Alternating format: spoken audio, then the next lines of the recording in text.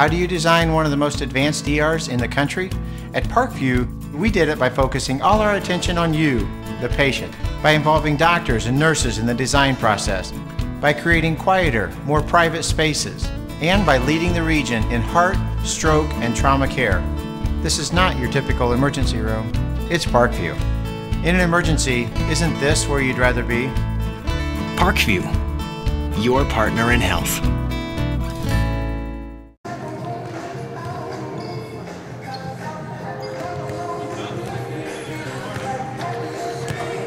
And welcome everybody to the second annual All Northeast Indiana Showcase here at the Sport One Parkview Fieldhouse.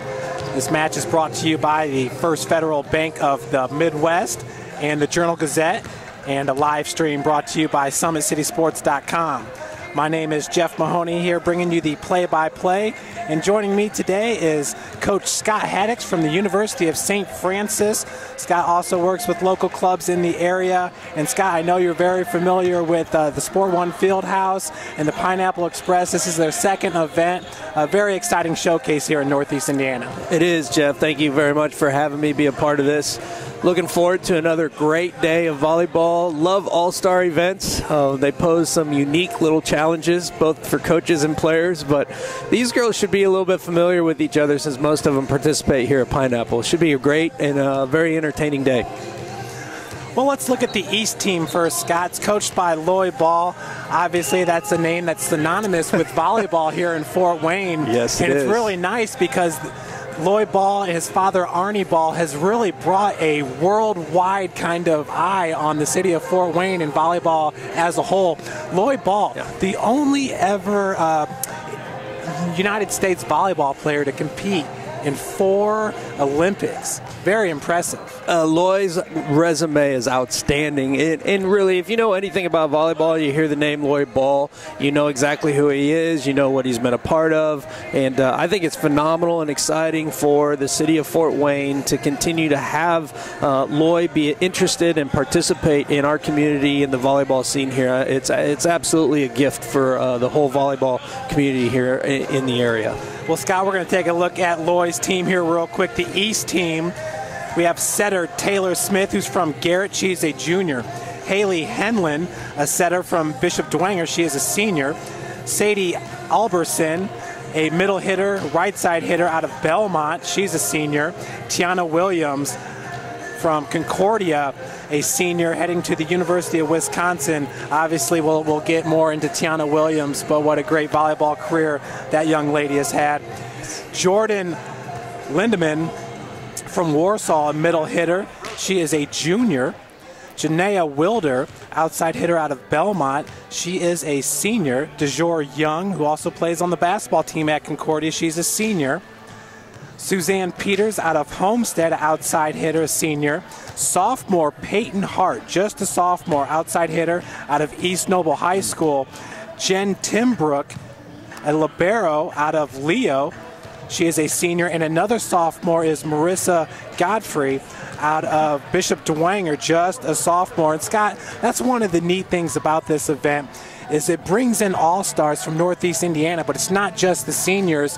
You get to see some players that are going to be competing for their high schools for the next 2 years. That's right. I really like the addition of the 2017 class. They opened it up to what would technically be sophomores in high school this year, and that's a really nice adjustment. I'm really proud and excited to be able to see some of these young kids play with some of these seniored veterans that are on their way out, and they have an opportunity to influence these girls that are coming in. So definitely an opportunity to shine here for some of the younger players. Let's look at the North team that's coached by Chris Gislin.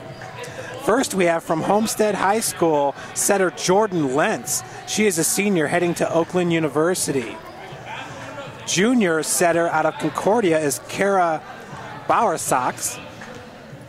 Another senior out of Warsaw, Katie Voles. She's a middle hitter, outside hitter. Cassidy Geller from Homestead. She is a senior middle hitter, right side hitter. Teddy Sauer out of Concordia, just a sophomore middle hitter. Erica Shively out of Concordia. She is a junior. She is undecided, outside hitter. Josie Bollinger, outside hitter from Carroll. She is a senior. Hannah Lewis, outside hitter from DeKalb, a junior. Marta Bleed, an outside hitter, right side hitter out of Blackhawk Christian. She is a senior. Maddie McDonald, a libero out of Leo, a junior. And another senior, Madeline Mann, a libero and right side out of Belmont, and she is a senior. That is your North team. That's coached by Chris Gislin. And Coach, last year it was Lloyd Ball's team that won this event. Do you feel like the special showcase is tailor-made for the man that's been in 4 Olympics? Well, I don't know how you don't eventually name the event after him, but until we get him a little bit older, a little more senior, I suppose we'll just continue to call it the Sport 1 Parkview Fieldhouse and All-Star event. But absolutely, it's tailor-made for him. But Chris Gislin is he's no joke as a coach or as a former player either. So again, if you're familiar with the Fort Wayne volleyball scene, if you followed IPFW men's program, you will know Chris Gislin's name, and you will be excited to watch these two guys who are friends coach it up against each other out here in this all-star match. Well, in the inaugural match just a year ago, it was Lloyd Ball's East team that beat the North team 23-25, 27-25, 26-24. 25-15, so some tight sets there before set number 4. Yeah, a lot better than the NCAA tournament that we had here over the weekend. Congratulations to Penn State winning another back-to-back. We did a bracket in my little club thing, and I finished second only because I chose Stanford over Penn State, and that I learned a lesson. Don't choose against Penn State, ever. Now, Scott, we had a chance about a month ago to go cover the seniors from the 1A, 2A All-Star match, the 3A, 4A, and then the juniors that got to compete there. Now, Tiana Williams was not a part of that All-Star event, obviously, right. Being a All-American this year, an Under Armour All-American. She had a lot of responsibilities. Now in this showcase, we're not going to get a chance to see Jackie Quaid, right, the fantastic junior out of Carroll High School. And obviously Jackie was a part of that event a month ago. Yep, that was the ICGSA All-Star event here about a month ago. Fantastic showcase. Would have loved to see Tiana. She definitely would have been on the team, but she had some other commitments and was unable to attend. But it would be great to see Quaid and Tiana go at it today, but we've got a lot of very talented ball players in the gym, so we're not going to be missing a whole lot of great volleyball action.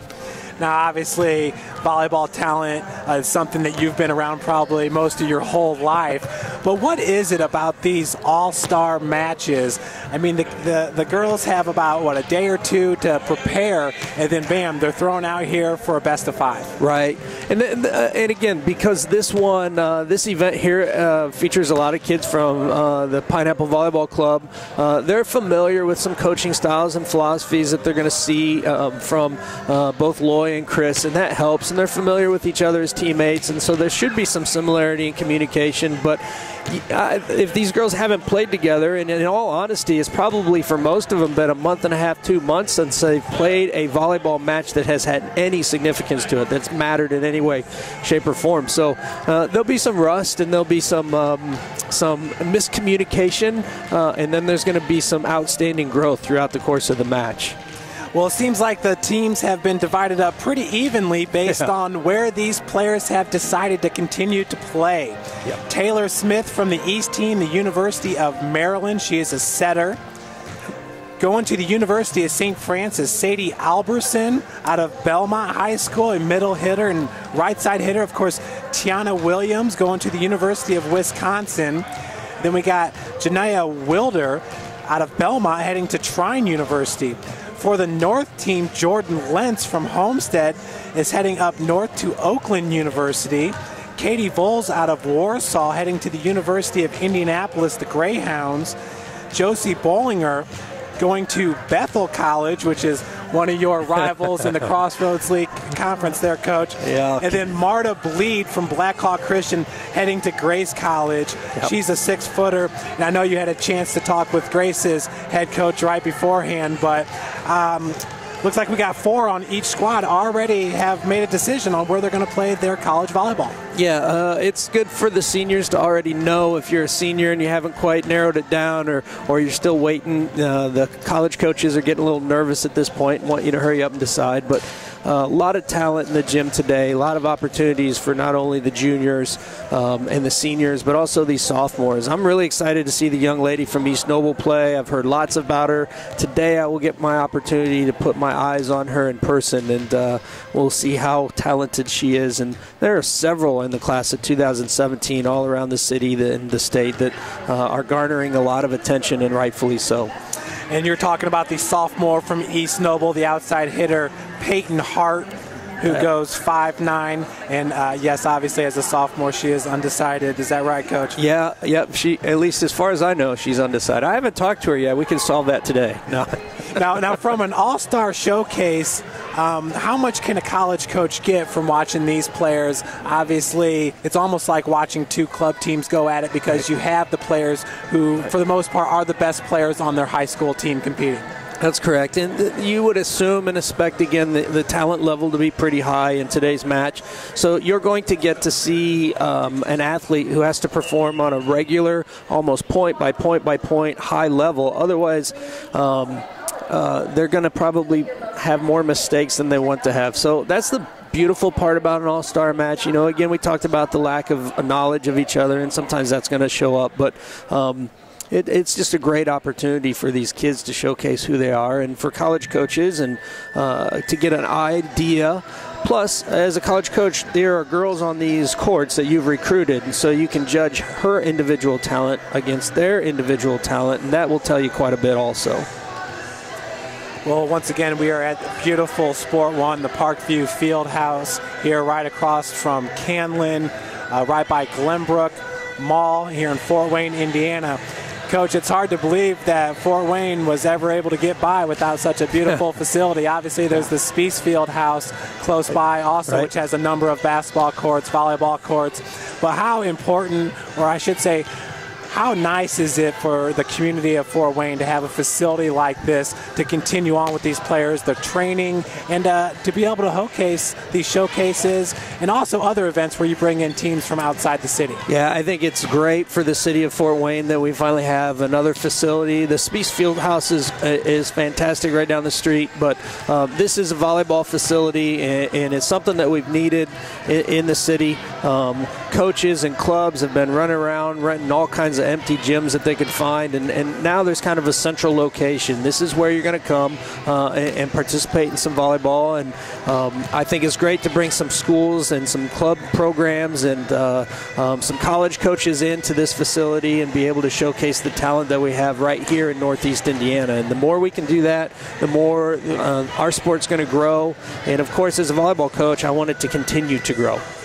And, Coach, you say that the Sport One Fieldhouse, Parkview Fieldhouse, is more of a volleyball facility compared to Speece. And what exactly do you mean? Do you mean all the different configurations you can make down here on the floor? Or? Right. You're looking at least 6 volleyball courts. They can play basketball in here, but I do know that volleyball takes the show for quite a bit of the winter months and into the spring and summer months. They'll run basketball in here and do all kinds of other things too. It's a great multi-use facility, but we as volleyball coaches love the fact that it hosts a lot of volleyball, and any showcases and talented any tournaments that they can bring in just helps our job as college recruiters go a lot smoother too, because you're saving budget dollars. Instead of driving and spending nights in hotels, you can go home and sleep in your own bed and see your own kids for a change. Now, in your estimation, in the past 2 years, have you seen volleyball, the popularity of it in the Fort Wayne area, grow because there are so many more opportunities for kids to get involved? To be honest, I haven't really researched that. I know it's as popular now as it's ever been, and we have never really had a lag as far as popularity in volleyball goes in the city of Fort Wayne. Everybody thinks we're a basketball state, and we are. We're a basketball state here in Indiana, but volleyball is a very popular sport. The state of Indiana specifically has put 96 Division I athletes in the sport of volleyball a season ago, and we think we're going to break the 100 athlete mark in Division I volleyball this recruiting class. So we're still trying to get the final numbers and make sure everybody signed. But that's a huge number for the state, and you can see here we've got 3 or 4 Division I athletes coming out of Fort Wayne every year. So it's just a great opportunity for everybody to play a sport that they like. You can see little girls out here, and this is the future of our sport, so that's a good sign too. And with a facility like this, it really, again, helps it become a centralized effort, and that helps all of us. Coach, you're absolutely right. We've got some members of the younger Pineapple Volleyball Club out here on the floor with Tiana Williams right now. So you're talking about looking up to some of your idols as it pertains to the sport of volleyball. And sure enough, here they are just 20, 30 feet away from you. So it must be very, very nice for sure. Over 100 Division I athletes out of the state of Indiana going Division I. Now that does not include 1AA, no. Division II, Division III, or NAIA. Right. We're talking just Division I, your powerhouse college programs in all sports. We're talking Division I volleyball athletes. And, again, right now we're not quite sure on the final count. We got a couple of young ladies that are still making some decisions. But if they end up going Division I think we're going to break the century mark. And being in triple digits for Division I athletic scholarships is just phenomenal for a state our size. So we're really excited about that.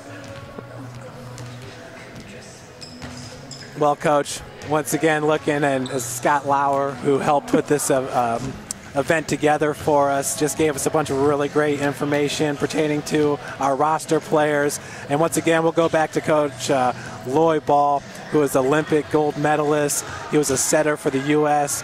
men's national team, an IPFW Hall of Famer. I mean, the accolades just do not stop when it starts with Lloyd Ball, and rightfully so. As we mentioned, competed in 4 of the Olympics, and one of those he won a gold, and I believe that was in the 2008 Olympics in Beijing. He took part in the 1996 Olympics in Atlanta. In 2000, they were in Sydney. 2004 in Athens. Then once again, the gold medal in Beijing. And that was something to where the team got better and better every single Olympics until in his final year. And I believe he was in his 30s, which from what I understand is kind of unheard of at that level to still be competing. Absolutely. Attrition, knowledge of the game, just taking care of your body. A combination of all of those things. I mean, is that what led to the success of Lloyd Ball and the fact that he was able to compete at such a high level, cultivating in a gold medal? It's unbelievable. You're right. The longevity that he has had. I think most people don't really pay that much attention, but he played a lot overseas too. So it's not like he just waited around for every 4th year to go sharpen up his skills and go become the U.S. national team setter again. He was playing nonstop year-round over in Europe, and I remember that 2008 gold medal match. He made a set, probably about 13 points in the deciding set right at the end of the match, and he made a set that I still remember to this day, and I'm like, I don't know how he made it. He had his face, he was facing the net, he shot a nice little quick set to his middle who was crashing, completely blind set. It's ultimate trust at that moment. He was hoping that his middle was where his middle was supposed to be, got to the ball, made this set, and we scored the point. The men's national team scored the point on that set, and that changed the tide of the match, and they ended up winning the gold medal. And I still remember that set to this day. I was so impressed with that then, and I would still be impressed with it now. Coach, we're sitting here right across from Jimmy's Grill. We got NFL football going on and all the TVs there in the grill area. Now, you're talking about this setter position, and it seems like it is the most important position on the court. Could you compare a setter on the volleyball team to a quarterback on the football team? That's the best comparison. You go to the quarterback on the football team, you go to the point guard on the basketball team. The setter is the one that makes it all happen. Every second ball, assuming that your pass is good enough, every second ball goes to that player. That player has to make a ton of quick, split-second decisions throughout the course of a match. And their job is not easy. A lot of A lot of young ladies want to set, but we talk about it all the time in our offense at St. Francis. I don't need someone that can set the ball. I need someone that can run an offense. And there's a big difference between setting a ball and running an offense. And a lot of people can set the ball. They can put it in the air. They can put it the right distance off the net, the right distance to the sideline. But can they isolate their hitter against one or no blockers? That's running an offense, and that's when it becomes challenging and difficult. And Lloyd Ball was one of the best at it.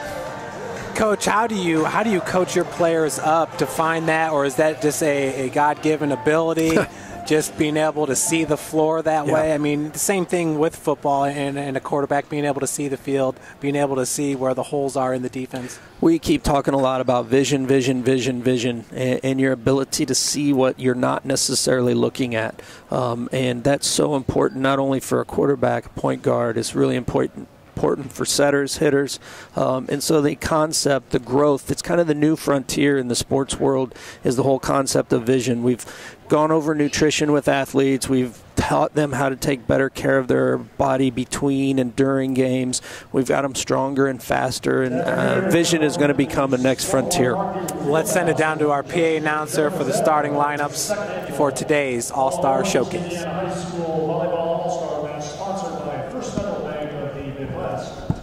This event honors the area high school athletes who have been named to this prestigious list. The All-Northeast Indiana All-Star list is comprised of first, second, and honorable mention selections determined by the Journal-Gazette. First, let's meet the players. First, representing the North Squad, number 1, Patty McDonald. She's a girl from Rio High School, graduating 2016 and 5'4". Number 2, Katie Volz, a middle hitter from Warsaw, graduating in 2015, going to the University of Indianapolis at 6 foot.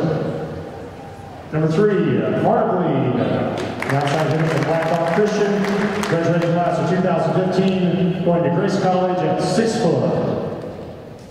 Number 4, Madeline Mann, from America Belmont, graduating class of 2015, 5 foot 5 inch.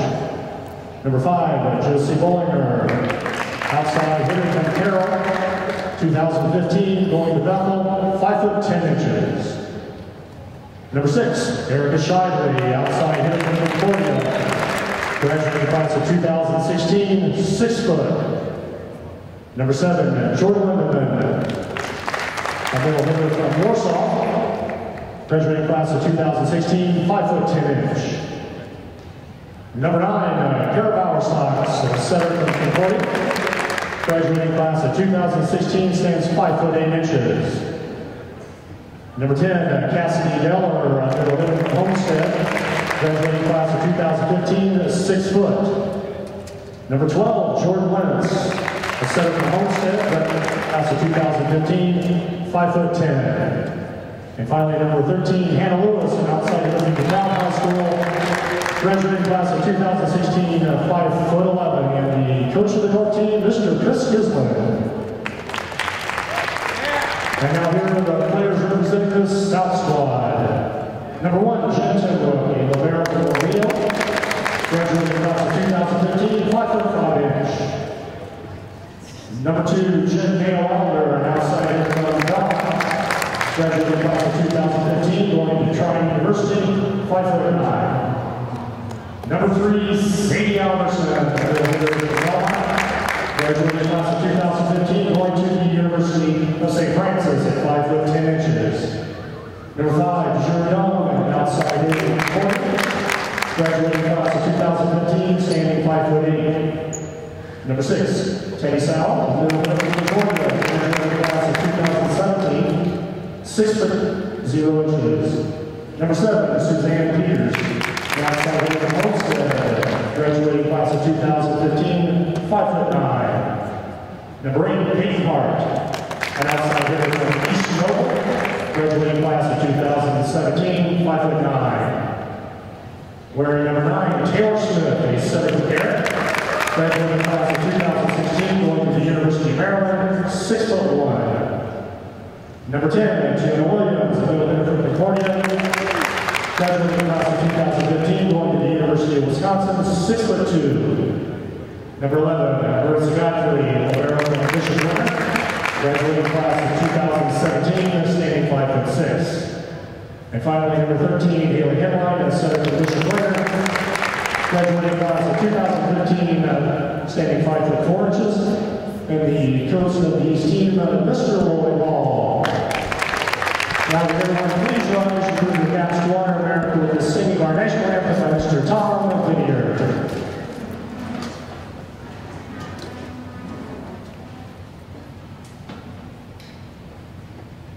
Oh, say can you see by the dawn's early light what so proudly we hailed at the twilight's last gleaming, whose broad stripes and bright stars through the perilous fight o'er the ramparts we watched were so gallantly streaming, and the rockets that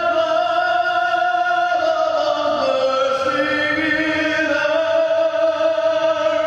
gave proof through the night that our flag was still there. Oh, say does that star-spangled banner yet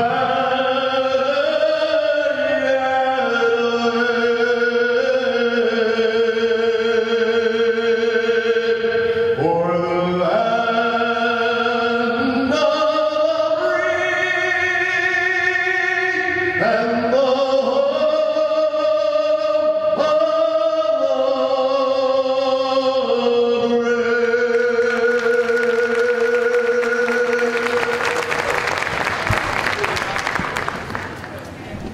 Well, an absolute first-class national anthem there to go at the first-class event. Tom Didier never disappoints, Scott. We see him at so many different venues around Fort Wayne. That national anthem was just beautiful. He does a fantastic job. If you ever go to a Comets game, that's the voice you hear there. So it's good to see him over here with us and doing volleyball. Well, we got the Loy Balls team, the East, on the left-hand side of your screen. The North team dressed in the blue shirts, coached by Chris Gislin, on the right side of your screen. We got the Liberos for the North team wearing the red, and the Liberos for the East team wearing the blue. Chris Gislin, once again, he's a former IPFW All-MIVA and All-American setter, IPFW Hall of Famer, and he's a former member of the U.S. men's national team. Scott, on a national landscape, Fort Wayne really represents well with some of their men's volleyball players. That is correct. Men's volleyball is a program that needs to continue to grow steam on the state level, and hopefully it can be a sanctioned sport one day. But on the college level, IPFW is well known throughout the country, and they get kids from all over the United States as well as all over the world to come and play volleyball for Arnie Ball at IPFW. So great to have both of these two coaches in the gym. And once again, the North roster wearing the blue uniforms. This is number 13, Hannah Lewis, number 12, Jordan Lentz, the senior setter from Homestead High School. Her coach was Kent Mitchell, a first-team all-conference player, first-team all-area, committed to Oakland University with the serve. Set goes the opposite side, sent over by number 11 from the East roster, Marissa Godfrey. Block at the net. Coach, it looks like that was number 10, Cassidy Geller from Homestead. Yeah, Peyton Hart getting a little welcome. Hey, sophomore, I'm a senior. I'll show you what to do with that hit. That was Lentz once again with the serve. Nice swing, but out of bounds. Wide of the antenna. Ball control is the piece that seems to be a little rusty right now, which isn't a surprise. And on the East roster, that was Peyton Hart, the sophomore from East Noble. She wears number 8. Set this time goes to Tiana Williams, and that set looked to be just a little bit behind her. She did a good job of sending it over. Good dig by number 11, Marissa Godfrey. Big hit. Erica Shively with a good swing, but we had a net violation. And so that point will go back to the north side. Erica Shively, the junior outside hitter out of Concordia. Her coach was Trish Miller. She's a first-team all-conference player, first-team all-area, and she was second on kills at Concordia. Set goes out to Tiana Williams, who was number 1 in kills for the Cadets. And just showed you why. Let me take that ball and put it where no one else can get to it. She had 516 kills this year, Coach, a 2014 Under Armour first-team All-American. She was a class act and is going to make Wisconsin's opportunity to beat Penn State in the Big Ten next year in the NCAA tournament a real positive opportunity. And a beautiful hit there by Taylor Smith from the East roster, and back to serve it is Peyton Hart, the outside hitter from East Noble. Jump serve. Just a little bit long, Coach. That ball started the nosedive and it looked like it didn't get the full effect of it. It's amazing how short the court can be sometimes. Erica Shively now with the jump serve. Just a little bit of a miss hit there. Nice jump flow. Just took a left-hand dive away from Janaea at the last second. Passed it over to Coach, but he's not playing. He can't help her. Shively once again. Very flat serve there, Coach. Set up for the outside. That was Jordan Lindemann. Lindemann with the bump. Nice combination in the middle. Got the ball to fall. That's Susan Peters out of Homestead High School. Nice 1-2 combination. Everybody thinks Tiana's going to get that set. Susan says, I'll drop that in the corner for you. Nice dump shot there by Peters with the serve. That was Godfrey. Big hit. Katie Voles out of Warsaw High School. Everybody around here wanted to keep Katie in the Fort Wayne area, and University of Indianapolis stole her from us. So it's Voles now with the serve. Once again from Warsaw. That was Wilder with a nice pickup. Nice job by Teddy Sauer drawing all the attention to the backside, and then good setting choice. Put the ball out in front with Miss Peters where she could get the nice easy kill. Taylor Smith now with the serve. The setter from Garrett into the net. Coach, we had a chance at the All-Star event about a month ago where there was a young lady who rattled off probably about 6 service aces in a row. Just how important is a service ace to a volleyball team? It not only scores you some quick points, but it also impacts the psychology of the other team. I mean, you get to the point where you're trying to figure out how to stop this server from making their run, and that's just a lot of mental wear and tear. It's really important to have a good serve. Cassidy Geller with the serve. Set goes to the far side. Janaea Wilder up to her old Belmont Brave tricks. Highly recruited athlete, too, out of this area. Decided to go to Trine.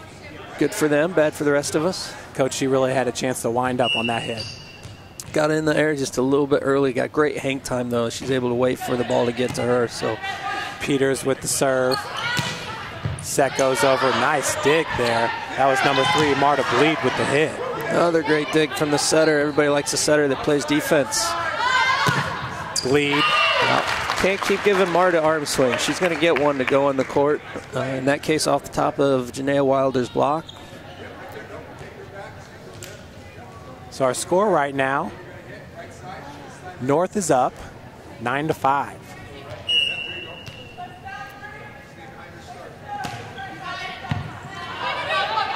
Just a little bit hard on that first touch, Coach. Yeah. There's Jordan Lentz doing what she does very well. You got to remember that she's in the front row and she is long enough to put the ball into the court if you give her an overpass. First team all NHC, first team all area, going to Oakland University. Lentz. Oh. Another big hit. That time it was Jordan Lindemann, the middle blocker from Warsaw. coax Miss Peters to put her hand on a ball that was probably out. A lot of decisions have to be made in a short amount of time. That serve is just a little bit long, so side out goes to the East team and their coach, Lloyd Ball.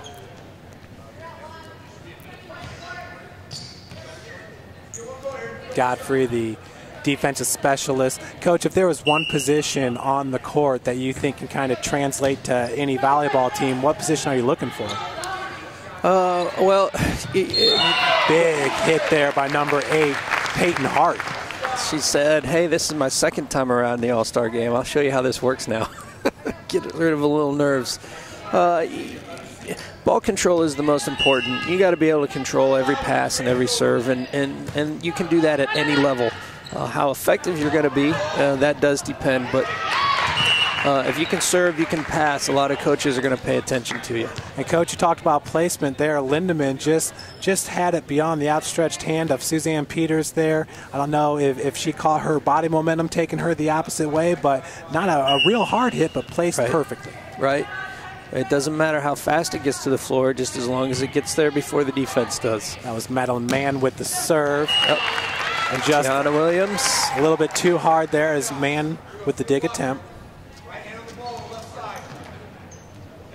Yep, you can take a look a little bit. The girls are playing themselves back into readiness. I'm not sure how many touches they got before today's event, but it's like riding a bike. They remember quickly. That was Wilder with the serve. Nice set. Nice set. Oh, a great pancake dig from the libero. That was Madeline Mann with the pancake. Coach, that one right there got the crowd erupting. Yeah, if you are Katie Vols right now, you just get to say, hey, I stuffed a Wisconsin-bound Tiana Williams in an all-star match. And Tiana Williams, from a volleyball standpoint, that's almost like saying Rod Woodson when you're talking about Fort Wayne sports. That is correct. As it pertains to their high school career. Yep. At this point in time in our volleyball history, Tiana Williams is well known. Everybody knows who she is.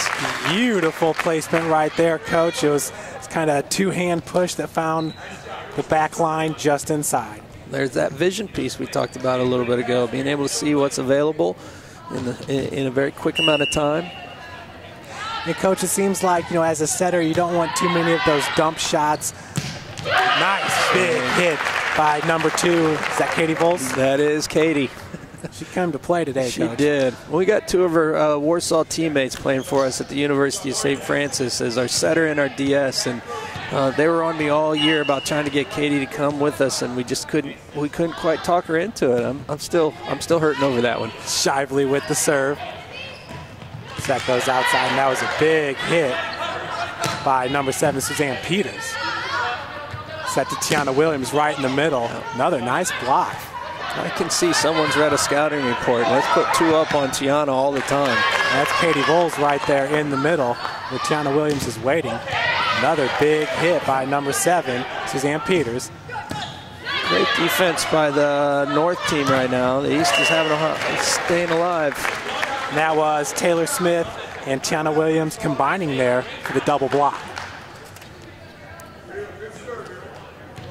Godfrey back to serve it up for the East squad.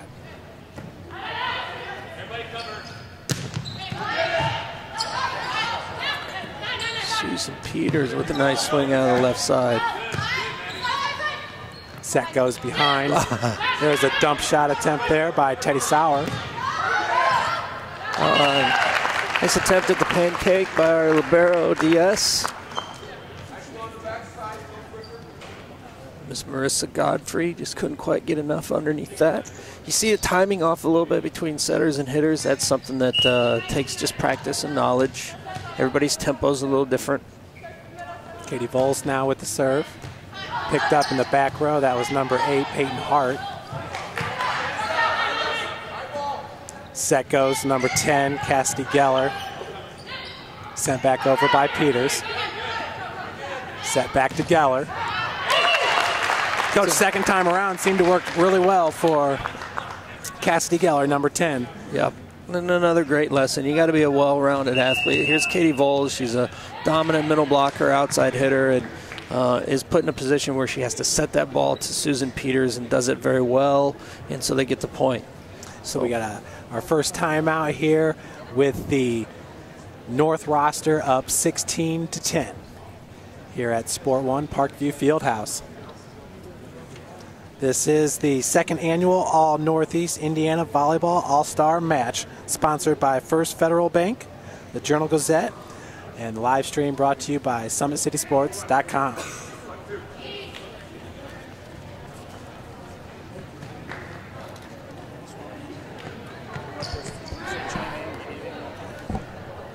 Cool. I think we're okay at the moment. He's got his popping laptop. What do we have? 16-10 your score, and that's number 2 for the North roster. Katie Voles with the serve. Right-handed jump serve, picked up by Godfrey, kept in play, sent over just a little bit short there. That was Peyton Hart from the East roster. So a tough play there, as we have a 7-point advantage now for the North team.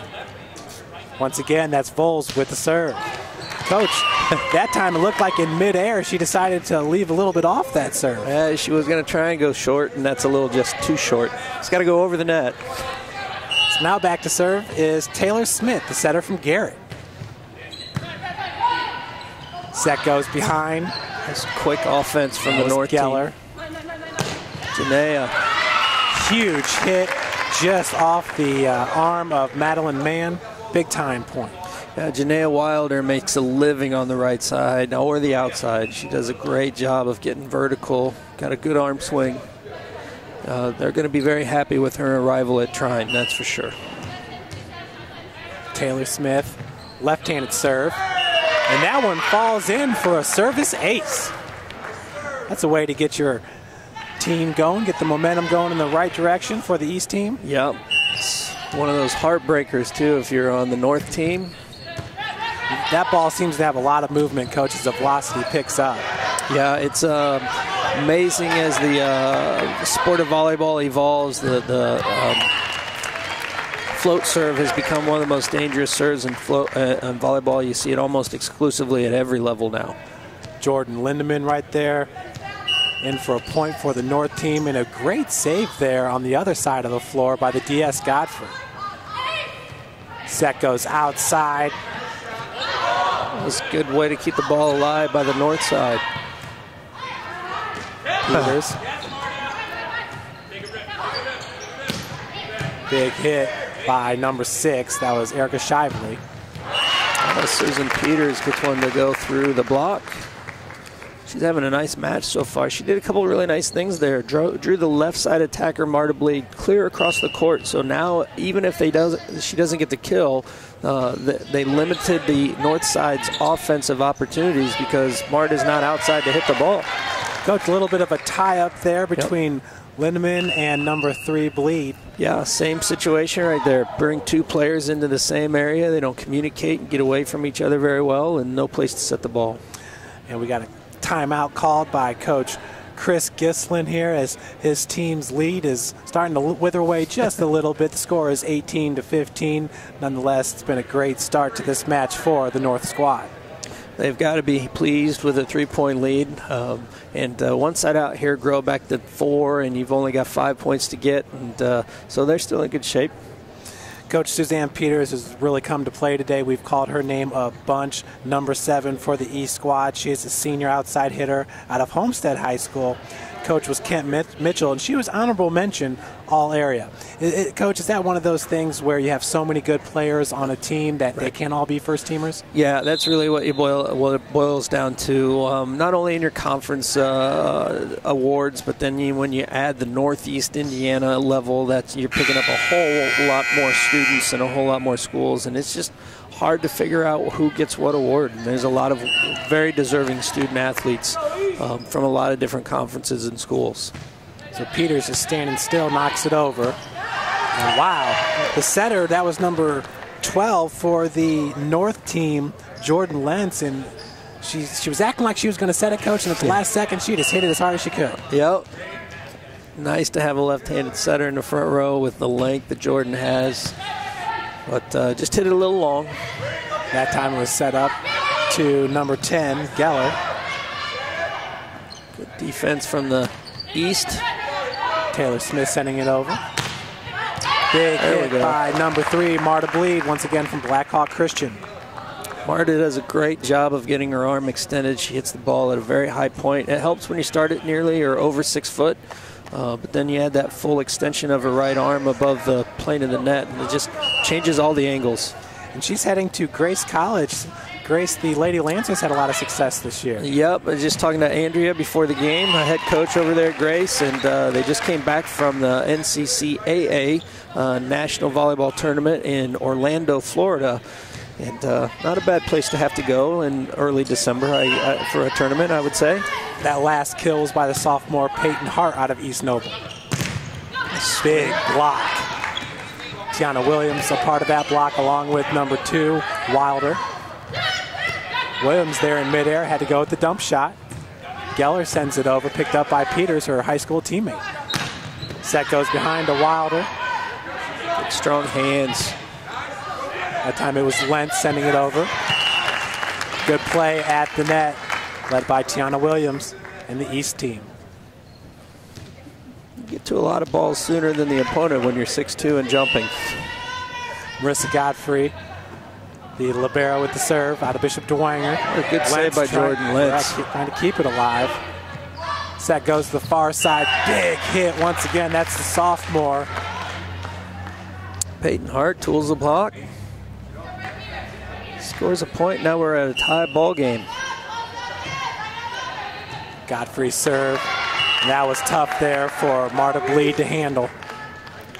Coach, it seems like with the serves, and you have one of the better in the NAIA service ace players, what is it? What can you do to make your serve that much more devastating? The ability to put the serve that you want in the spot where you want it. Everybody can serve hard, everybody can serve with a lot of movement, but then to direct that ball to a player that you know might struggle in serve receive or a spot that's going to be open on the court, that's what makes your serve that next level of greatness. And that's just about having good technique, good form, and a lot of practice. That was Janaea Wilder right there with the point as that ball kind of plinkoed between a few of the defenders.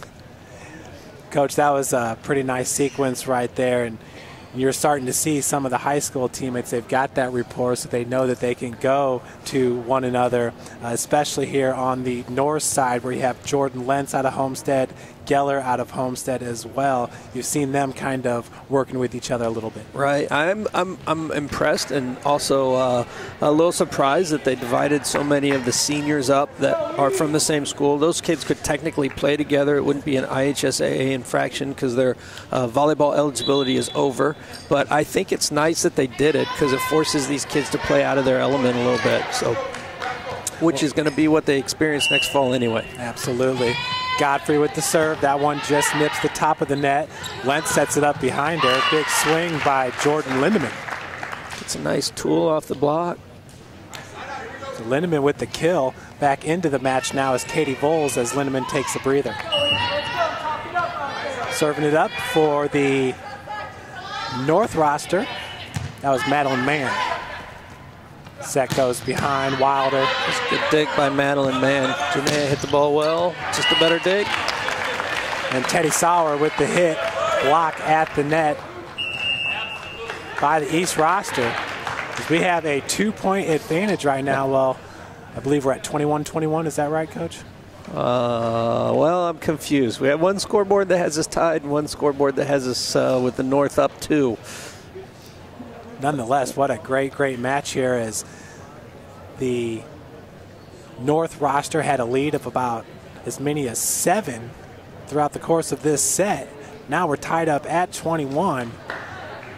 Girls definitely, this might be a showcase. It might not account for, to the team's records or anything like that, but neither one of these teams wants to go home a loser. There's bragging rights at stake. Absolutely. This is bragging rights, and these kids are playing club together for the rest of the year, so it's not just bragging rights today, it's bragging rights in June when it seems like it doesn't matter. These kids will still remember. Mann with the serve, right into the net, as that went off for teammate Katie Voles.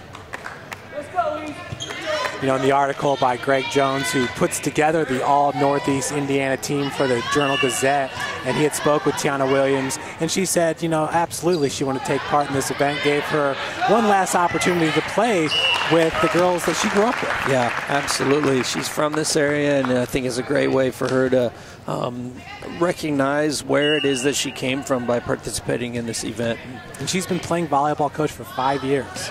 And unbelievable. She's a little bit of a late bloomer, but got an absolutely awesome volleyball frame, and that helps quite a bit. So great swing. Absolutely long set right there. Over to Erica Shively, who just threw it down big time, coach. That's a kill. And what a beautiful set there by Jordan Lentz. That's why she's going to Oakland. Where she will be a setter? She is, unless someone's seeing something I'm not. I believe that's the plan. So, well, coach, that set right there just went the length, or the width of the floor, I should say, as we've got a 2-point advantage right now for the North squad. Coach Chris Gislin trying to take the W here in set number 1. Beautiful work at the net by number 2, Katie Voles, as the North team will take set number 1, 25-22. Start with the lead, lose the lead, get the lead back, win the set.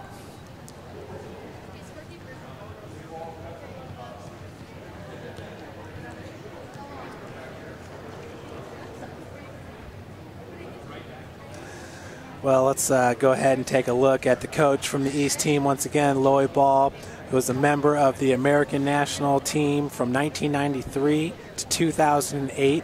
Participated in 4 Olympics in 96 Atlanta, 2000 Sydney, 2004 Athens. And in 2008, won a gold medal in Beijing. Loy is from Woodburn, Indiana, where I believe his father, Arnie Ball, still lives.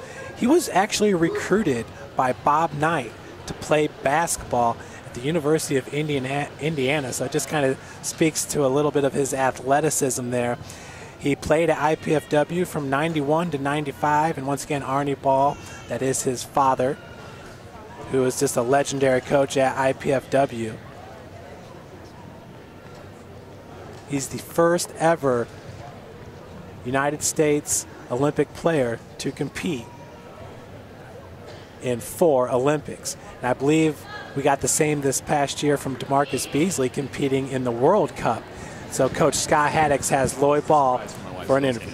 All right, ladies and gentlemen, I'm joined here by first set winner, Coach Chris Gislin. You guys had a nice 4 or 5 point lead, saw it slip away, and then you come back and get it. Tell me how that first set went. It went, we started off extremely well. Like, we had a lot of energy to get going, and then, you know, as we knew, they'd probably come back a little run of their own. I'd like to think it's superior coaching right now on my side, but definitely the girls are playing really hard, and, you know, hopefully they're having as much fun as I am.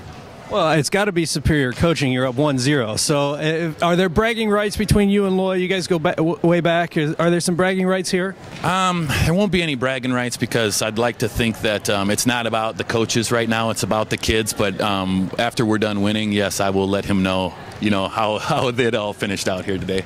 That's fantastic. In that case, I look forward to interviewing you as the winning coach. And if not, then I'll be interviewing him. We'll see how that goes. What's the key to the next set? If we can continue to stay aggressive, and I honestly think if the more fun that our girls are having, the better they're going to play, and it just kind of builds like a snowball rolling downhill. So if we can keep that energy going, I think we'll be good. That'll be great. We wish you the best of luck. We'll talk to you again. Appreciate it. Thanks. And that was Coach Chris Gislin, excuse me. He is the coach of the North roster. And what an outstanding career Chris Gislin had at IPFW as well. He played for the Mastodons from 1997 to 2000. He was a 2-time All-American, a 3-time MIVA All-Conference player. He was the MIVA Freshman of the Year in 1997, and he played on the U.S. national team from 2001 to 2003. So Chris grew up in Minnesota, and he was recruited by Arnie Ball to come to IPFW, where once again he was a 3-time All-Conference selection, 2-time All-American setter. So that's Chris Gislin. He's also competed in 2 World University games. So Coach Gislin, just an outstanding career in his own right. I know we've talked about Lloyd Ball a lot, but absolutely a fantastic career. Great guy, great attitude. Loved his communication over there during the timeout and just talking about helping his girls have a good time. And the more fun they have, the more relaxed they're going to be, the better they play. And I totally agree with that. It's definitely a coaching style, philosophy. It's not for everyone. It's not for all players, but it's one that I think is going to work for him and his group over there. Well, Coach, on the North roster, one of the players that looked like she was ready to go was setter Jordan Lentz from Homestead High School. Just an outstanding match by Miss Lentz there, who is going to Oakland University. Yeah, Jordan and her teammates there at Homestead, another really successful year. The NHC conference here in Fort Wayne is a really tough conference. You got Belmont, you got Carroll, you got Homestead. Columbia City is up and down a little bit. Norwell is right there most years, so tough conference. And if you do well there, you're going to do well most any place you go. That was Haley Henlin with the serve. She's a setter out of Bishop Dwenger High School. That one into the net. Now it's Erica Shively's turn. So back to back. Favor. Anything you can do, I can do too. Absolutely. Right? Got a couple different setters on the court now. We got Miss Kara Bauer-Sox setting for the north side. So Jordan will get a break this set. DeJour Young now the outside hitter with the serve. We're getting to see a few players, Coach, that we did not see in set number one. Yep, a nice job by both coaches, letting some kids rest, getting some other girls onto the court, and just seeing what kind of lineup changes we get from here on out. 2-1 is the lead for the East roster. DeJour Young once again with the serve. Good pickup there by Maddie McDonald. Big hit, Coach, right into the net. That was Josie Bollinger out of Carroll High School. Yeah, Josie played again a very successful high school season there at Carroll High School, on her way to Bethel with Coach Kevin Ulmer, so they're excited about her. I'm sure she's excited to go play. Hannah Lewis out of DeKalb with the kill. Coach, it's going to be really interesting once you get to sets 3, 4, and 5. Yeah. What kind of combinations you have, because we have some new players on the floor, some different groupings that we haven't seen. Yep, both teams, both coaches running a 5-1, which doesn't necessarily surprise me as setters at their level. 5 hitters with 1 setter is what they prefer. But it'll be interesting to see if we go to a 6-2 where we get both Jordan and Kara and the 2 setters from the East on the court together. That was Janae Wilder with the kill as the block went out of bounds. Jen Timbrook with the serve out of Leah. Timbrook with a great dig as the set goes to Tiana Williams. Coach, at 6'2", she can rise up as well, and the trajectory of that ball was straight down. Yeah, it's a good setting choice. If you're the setter and you got Tiana Williams on your side, you got to know where she's at. Timbrook with the jump serve, picked up by Hannah Lewis. Henlin's set goes to number 2, Wilder. Yeah. Nice ball. She showed cross court, and then at the last second pulled something off the ball and brought it down the line, and nobody was playing defense back there. So Timbrook, once again, a defensive specialist out of Leo with serve. Good set. Set looked like it was going to Geller. That was knocked over by Bollinger. Tiana Williams partially blocked. Set to Geller. Geller with a nice placement shot there, Coach. Looked like a dump shot, but it went pretty far. Yep, get her hand up in the air and just let the setter put the ball in her hand, lets her body momentum carry that ball into about 10-foot line. Deep enough to keep it out of the front row and too short for the back row. Bollinger with a big serve there, Coach, as you saw it start to nosedive. Big hit blocked at the net was Wilder. Carroll had several young ladies on her team that serve the ball very, very tough and puts a lot of pressure on the opposing team right from the very first point of the match with a good serve. Once again, that one into the net by Bollinger. Coach, for the Lady Cougars, your server, who was one of the tops in the country as it pertained to service ace, is also out of Carroll. Yeah, Rachel Weaver, our libero, just doing a great job from the service line for us. Served 13 points, about 13 straight points in a fifth and deciding set earlier this season. So Doug Helsum does a nice job coaching his kids, and they serve the ball really well. Tiana Williams straight into the net as it just crept over. Great attempt. I believe that was Kara Bowersox out of Concordia. Approached the dig there, but a nice serve by Williams. Those teammates will have to have a little discussion about that after the match. Williams' second serve is into the net. Heading back for the North roster, that's number 13, Hannah Lewis. Hannah is a junior out of DeKalb. She's undecided, a 5'11" player. So I watched DeKalb and Homestead play at Homestead earlier this year, and Hannah had a nice match there. Homestead took the match easily, but Hannah did a nice job for the DeKalb Barons. And in the NHC, it was Carroll winning the conference this year with the 7-0 conference record. Yeah. Henlin set, goes to Young, blocked at the net. That was Geller. Point for the North. Yeah, that Carroll wins the NHC this year. I believe Belmont's won it the last 2 or 3 years in a row, so that was a little bit of a changing of the guard. But Belmont with a very talented setter and a nice young group of students, so they're going to be right back to make it a challenge. Big hit right at the net by number 7, Jordan Lindemann out of Warsaw.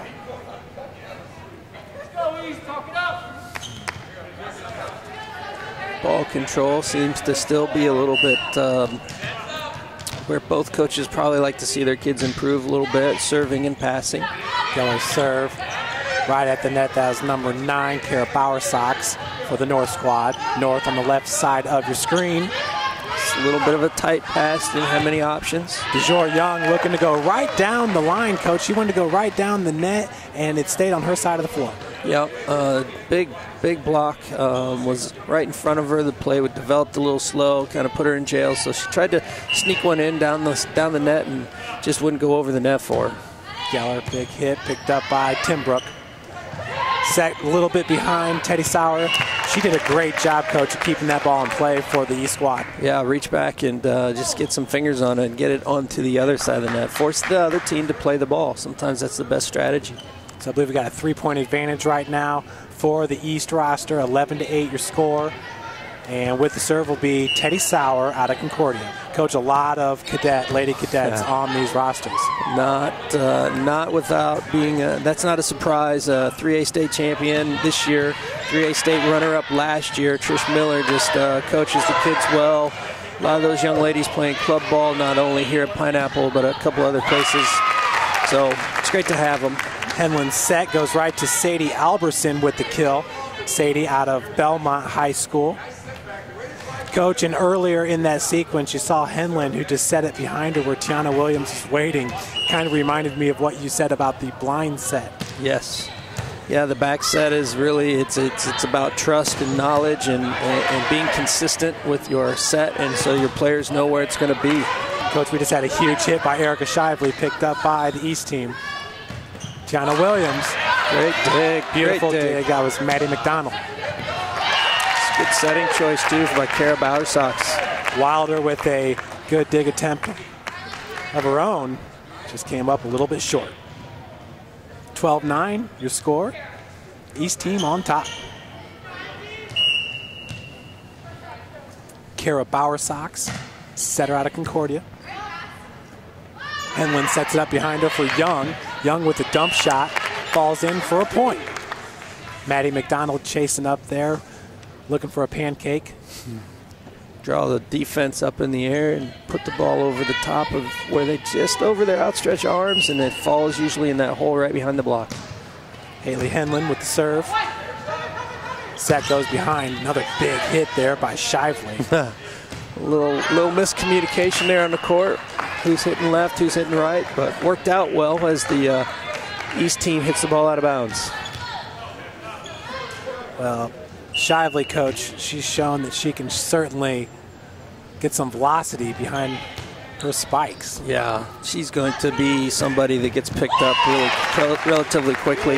Henlin over to Tiana Williams, coach. That was beautiful. Yeah, it was a great attempt on the dig, too, by Kara. Playing a little defense as a setter, but just didn't quite get enough of it.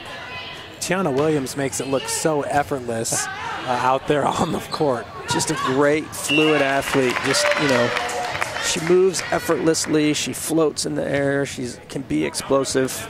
Coach, that was great vision right there by Janae Wilder, who put herself in position to get that easy kill. Yep, beautiful. Beautiful positioning, disciplined as a defender, waiting for the ball to come across. Hannah Lewis on the far side, and that's a point for the North team. It's a lot of ways to score points in volleyball. That's another one. Just bounce it off the block, and they can't keep it in play, then you win. Maddie McDonald out of Leo. Picked up by DeJour Young. Henlin to Williams. And that's what she can do.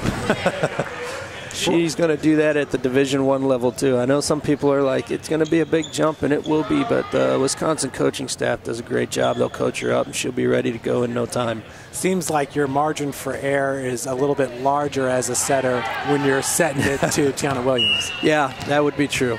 That would be true. She's got a lot of abilities to go get whatever you give her. Sadie Albertson, huge jump serve, Coach. Just missed the top of the net, but that was a nice-looking serve there by number 3, Sadie Albertson. Watched her win a set against Concordia on her jump serve when they were trailing 2 at 24-23 maybe, 24-22, and won the match on that jump serve. Henlin's set went to Teddy Sauer. Coach, it seemed like it was just a little bit too low as Sauer went up and had to come back down to try to knock that ball over. Yeah, just timing issues, still trying to figure out what tempo we're running and how high we're going to set what ball. Bollinger serve just a bit long as the point's going to go to the East squad up 17-13. So East squad's not messing around here. They lost the first set 25-22. Backs against the wall. You got to get it done. Everybody knows that if you don't win the second set after you lose the first one, that you're in deep trouble. That was Maddie McDonald from the North roster sending it over. And once again, a little bit of miscommunication as that ball seemed to plinko between a few East roster players. Yep, I think just a little indecision on the setter's part. She wasn't sure if her middle was coming. Waited, and that caused the error. Hannah Lewis with the service error. Must be the left side of the court. Is a little unlucky so far. East roster goes up now by 4 with the serve is Janaea Wilder. It's a great serve. Bottom just fell out of that ball. Maddie McDonald with the big hit, just a little bit long. Just missed that corner, Coach, by about a foot. It was about all that she had, and it was a good attempt to get it there. Just didn't quite fall. And we got a timeout by Coach Chris Gislin and the North team. Currently down by 5. The score is 19-14 in favor of the East roster.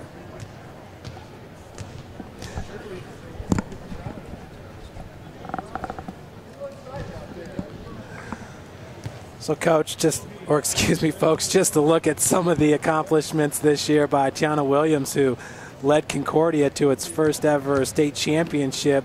Concordia came into the state match at number 2 ranked against number 8 ranked Northview, winning it in straight sets. Tiana Williams had 23 kills in that match. She's a 2-time All-State selection.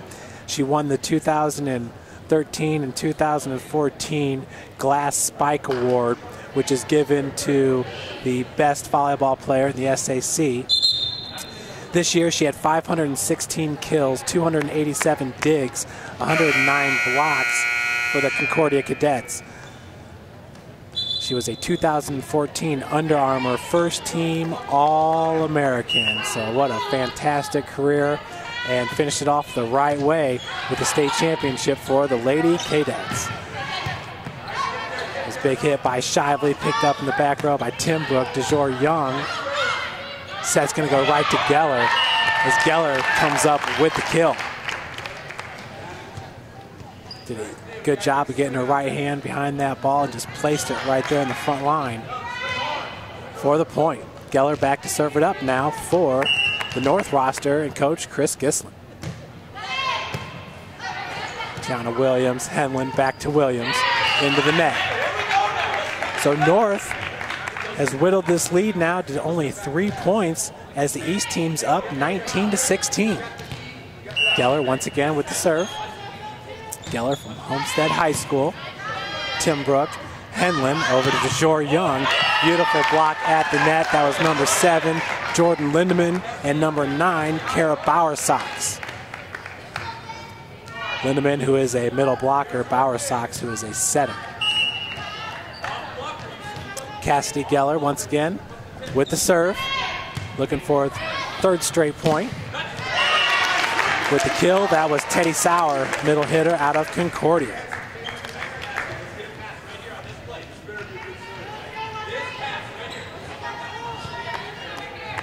Sauer is just a sophomore, folks, at 6 foot. Middle hitter out of Concordia once again. Set goes behind. Jordan Lindemann looking for the dump shot. Beautiful pickup, Tim Brook. DeJour Young. That was number 9, Kara Bauer Sox, looking to sneak up on the East roster. And the point goes to the North squad. Now only down by 2, 20-18. Coach, you see that sometimes from your setter. This time it was Kara Bauer Sox. Instead of setting it, decided just to punch it over. Tried to catch the team napping. Absolutely. Kara is very calm, very relaxed when the ball gets to her as a setter. And that makes it a little bit, in my opinion, difficult for teams to read where she's going to send the ball. She doesn't get antsy feet. Does a beautiful job. Number 5, DeJour Young there with the kill. She was first team All-SAC. She's a senior, undecided, 5'8". Yeah, she's a big basketball player too. She's got her opportunity in a couple sports, so we'll see where she ends up going, what she decides to play later on. Josie Bollinger there with the kill for the North roster, now down by 2. Making that 20-point run. Here we are. Coach, you make a good point. She is a fantastic basketball player for the Lady Cadets. Tiana Williams with the kill. Coach, the ref was quick to blow the whistle right there. Yeah. Had a net violation in addition to the ball going out of bounds. So trying to reach as high as you can on the block sometimes draws your shoulders into the net, your forearms into the net. And on the outside was number 13, Hannah Lewis with the kill. Coach, some of these outside hitters are starting to get warmed up. Yeah. Well, and as ball control gets better and your setter gets her opportunity to set her feet and make a nice set, they're going to be a little bit more successful too. Served by Maddie McDonald. DeJour Young. That was a one-on-one there with Williams and Geller, I believe it was. Set goes back to the middle to Shively. Shively's got a live arm. Williams. Oh, missed one long.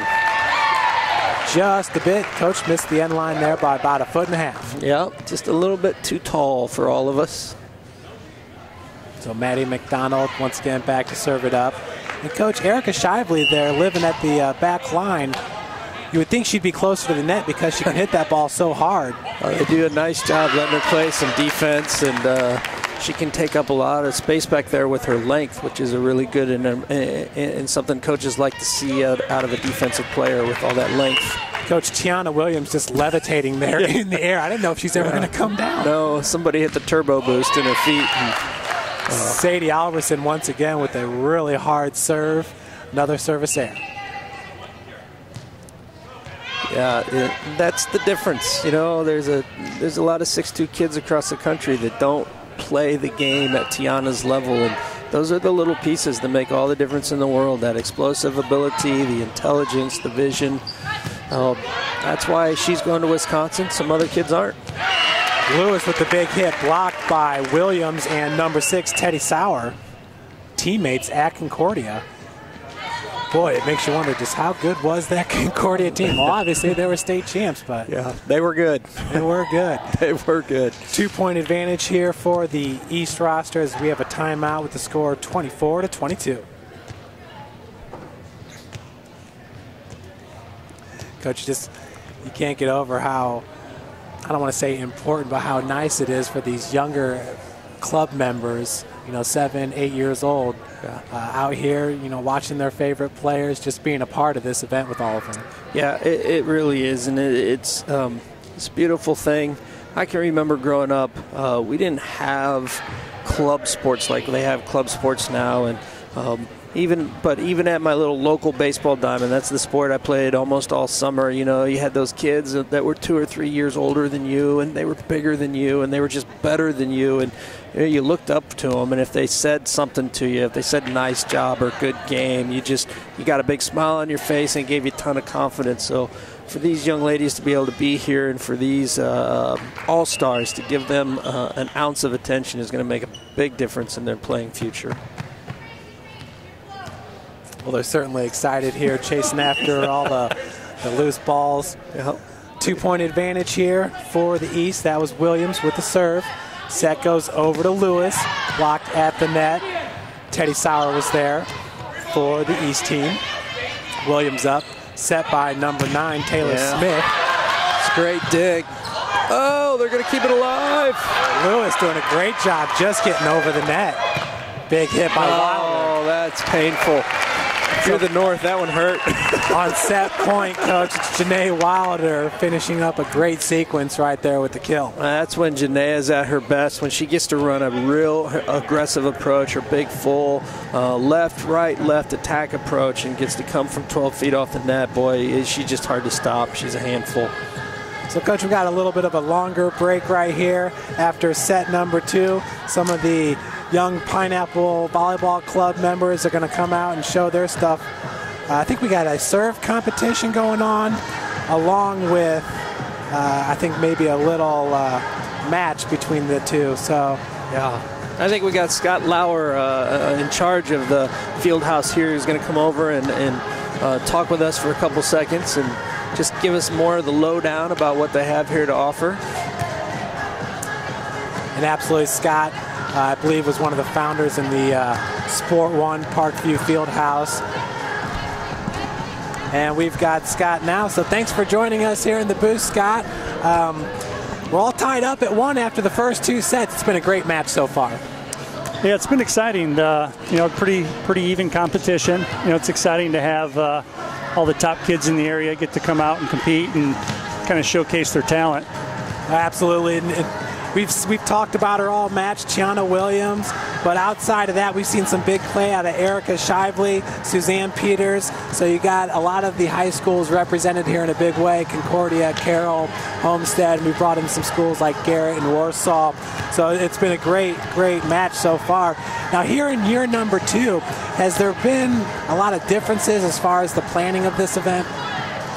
Not so much. I mean, last year when we first decided to have the event, I talked some with Greg Jones, who's a sports writer for the Journal-Gazette, and talked about, on top of having that all Northeast Indiana list, trying to have an event where we can showcase their talent, get the kids to come out, and just create another memory for them. Obviously being named to a list is nice, but I think it's neat for the parents, the families, come out here and really get to honor the players and get to actually see them play, as opposed to just seeing something listed in the paper. So we were excited about that.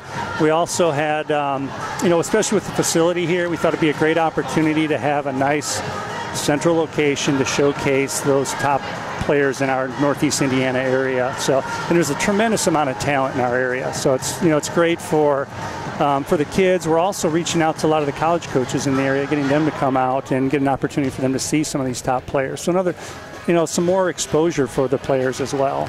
But, we're really pleased with, First Federal Bank of the Midwest. They really stepped up and helped sponsor the event to really make this happen. So we're really pleased. They're a regional bank here in the area, and they've really stepped up to help promote things in the community. So we're really excited to have them on as a title sponsor. Coach, as exciting as it is to have all the little Pineapple Volleyball Club players out here on the floor, and they're watching, I'm sure, some of the players that they grew up kind of idolizing here in this showcase. But talk about having, Coach Gislin and Coach Lloyd Ball be a part of this event too. I mean, Lloyd Ball is the only American to compete in 4 Olympics. It's got to be a great experience for the girls that are taking part in the showcase to be coached by him and to get some advice from him. Yeah, I think a lot of the event, it's about growing the game, growing the sport of volleyball. It's been a great opportunity. Obviously, the high school players, who are some of the top players in the area, they're getting coached by some of the top players in the world with Volleyball and Chris Gislin. So it's neat for those kids to look up to those level of players and see what they can do if they go on to the next level and play in college. Then we bring in the younger kids in, so it's neat to have them involved as ball shaggers and keeping stats. And so they're able to see the high school players, the kids that are, the stars at the high schools they're going to be going to. So it's really neat to tie it all together and see this whole, kind of the whole gamut of the game of volleyball, from the real little kids to the professional level players, and seeing what, I think it's inspiring to the kids. They can see, well, what can I become someday? And I think it's been really neat to see that experience amongst the little ones all the way through the high school kids. Absolutely. Go ahead, Coach. Scott, we've talked volleyball, we've talked basketball. I know you run soccer in this building as well, but what else is available here at the field house? Yeah, the Sport One Field House, there's 8 volleyball courts and 6 basketball courts. They're actually looking at expanding the building and putting 2 more basketball courts, and I think they can put 2 or 3 more volleyball courts in there. So that'll allow us to host a lot bigger events as far as like tournaments with the Pineapple Volleyball Club in here. We've got anywhere from 20 to 30 teams that practice here several days a week, and then we run some big events. That is nice because we're able to bring people into the community from throughout the Midwest. They also have, there's an Always 100 basketball program that they have, where they have travel teams and do a lot of different training programs. AWP sports training is upstairs here, so they work with a lot of the high school and youth athletes in the area to help them, keep developing their game and getting those kids stronger and faster. So it's neat how it's all tying together, and I think, Fort Wayne has really grown into a youth sports destination. So not only is it a neat thing that's for our community, but it's bringing a lot of people throughout the Midwest into our town and helping grow businesses and it's creating a profitable environment for a lot of the businesses in the area. So that's exciting. But yeah, we also have a Fort Wayne futsal that runs some soccer programs. The other neat thing, we've got, I don't know if you guys are familiar with the sport of pickleball, but it's really grown, and it's mainly for an older crowd, but it's for people that maybe want to get some exercise but don't want to do, maybe it's similar to like a tennis and ping pong, a little bit of a mix of those both. But I've played, and it's actually a great game to play. But we get a large group that come out during the day, like from 9 to noon, and they come out and play pickleball here. So we get a real big following with that as well. So I just got to ask real quick though, pickleball. What is the ball shaped like a pickle? Help me out with the connection there. Now, my understanding is that one of the stories I heard is that the guy who actually started playing the sport or whatever, however they modified it, it was like a modified game of tennis. Apparently he had a dog named Pickle that would always go and grab the ball, so somehow they started calling it pickleball. That's what I heard. Now, whether that's the truth or not, I'm not sure. Hey, peach baskets, pickleball, it all rolls together eventually, right? Yep. That's beautiful. I think it's fantastic, Scott. I know Spiece Fieldhouse has been around for a long time, and now Sport One, I believe we're in our 3rd year here in this location. Yep. And now McMillan just renovated their complex. There's a lot of these type of facilities where they offer the multi-basketball courts and stuff like that. Do you feel like there's more room to grow in Fort Wayne, or? It seems to be. I mean, honestly, at the end of the first year here, we were almost at capacity with the Pineapple Volleyball Club program and the Always 100 basketball program. And what's tough with facilities like this, everyone wants to be in the gym from 6 p.m. to 10 p.m. So people are climbing over each other trying to get on the courts at that time.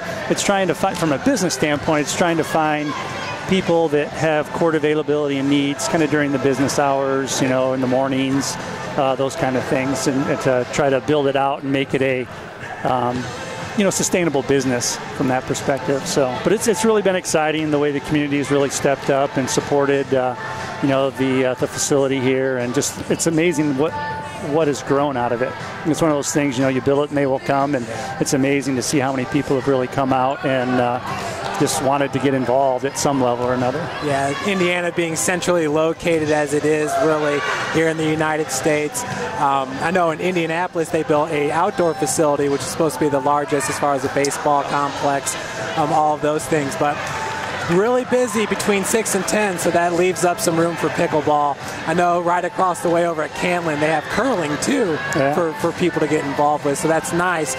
More than just the kids are able to enjoy these facilities here in the community. Yeah, absolutely. Yeah, it is interesting, some of those non-traditional sports that a lot of people may not have known much about, but it's amazing. Just like I know that curling tournament across the street at the Canland facility, it's amazing how many people they get to come in from 6-7 hours away or further. Those teams come in from Canada. So, but it's really neat. I think for the hotels, the restaurants in the area, it's just amazing the amount of business that some of these new athletic facilities have really generated for the businesses in our community. Yeah, and when you guys chose this specific location, is it just because, right off of Coliseum there, very close to 69, so really easy to get to? Canland right nearby, plus you have a hotel, so it just seems like it's a perfect fit. Yeah, I think if, for those that are familiar, this area, this kind of triangle right here off of Coliseum, it was, it's called somewhat of a brownfield where there are all these different businesses and different things, so there wasn't a whole lot they could really do with it. But RCI Development, who's the group that helped build the Canland Ice Facility and the Sport One Fieldhouse here, they had really stepped up and talked to a lot of business owners in the community that were interested in helping give back to the community. So there's a lot of successful business owners in the area who put money up to help get these facilities off the ground. So it's exciting to see that. I mean, it really has been a community involvement. But yeah, this area, I mean, it's really a perfect location. There's a lot of hotels in the area, a lot of restaurants real close. It's a mile off of I-69 off the highway.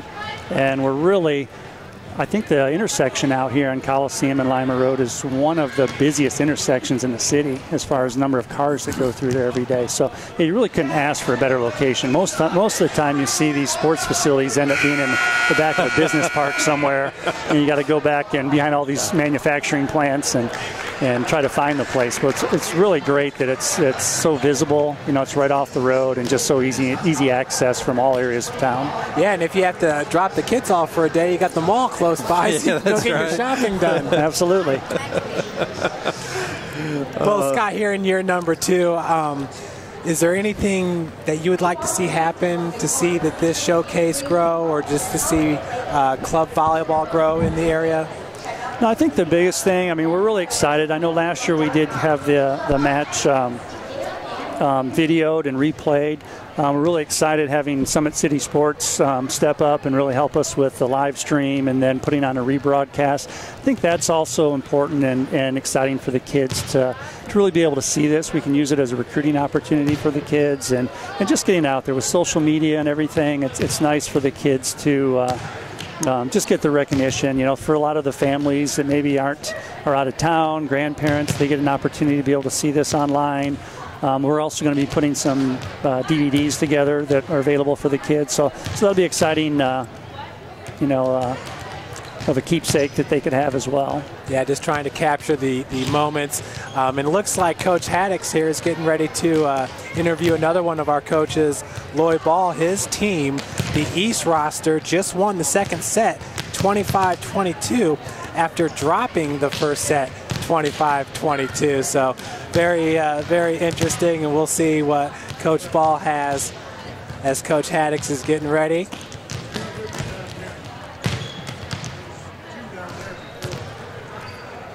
All right, ladies and gentlemen, I'm joined by world famous, world renowned, can I say that? This is Mr. Lloyd Ball. Lloyd got off to a little bit of a slow start in the first set, tied it up second set. What's the difference? Yeah, I don't know. Serving and passing, like any other game. These girls have never played with each other before, most of them. So it's just trying to find a rhythm. And usually the team that serves and passes the ball the best in these all-star games win. I think like Chris, the first 2 sets, we want to make sure everybody gets to play. And I think you'll see both him and I kind of tighten our lineups up here a little bit as we get down to crunch time. Found it interesting. Both of you chose to run a 5-1 in the first 2 sets. I'm assuming we're going to maybe see something different in the 3rd, 4th, and 5th. Yeah, for me, this next set, you'll see us run like kind of an unconventional 6-2, and we'll have our smaller setter come in the back row and set some balls. For me, this next set, I want to make sure everybody gets to play still a little bit, just so they stay warm as we get into that 4th set that we have to play, and then we'll kind of see what happens from there. Excellent. So we're back 1-1, best of 3 now. Any strategy, any technique that you learned from all your playing days with the national team that makes this match go more your way?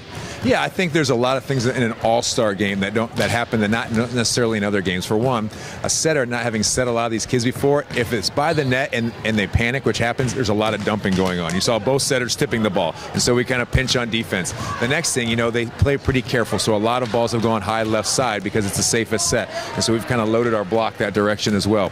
And so and Chris has played in all-star games too, so I'm sure he's telling his girls the same thing. But it's a little different situation, just having the non-comfort factor amongst the team and them not played together. So, personal question: what's next for Loy Ball? What's coming down the pipe that we all really want to know about?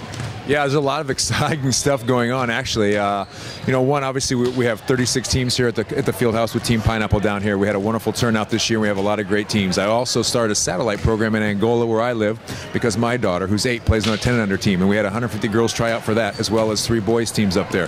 So that's very exciting as far as youth volleyball here in the area. Also, I'm going to continue to play this year with my team for nationals, the PVL. Gislin's on it as well. It's basically a bunch of old IPFW guys that are still really pretty good, and we compete with the young guys. We finished second one year, third one year.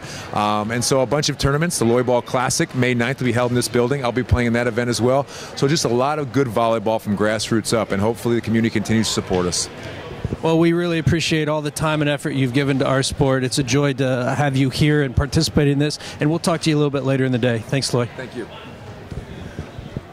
Well, that was just fantastic right there, Scott. Once again, it's the knowledge. I mean, I just felt like I learned so much from listening to that interview.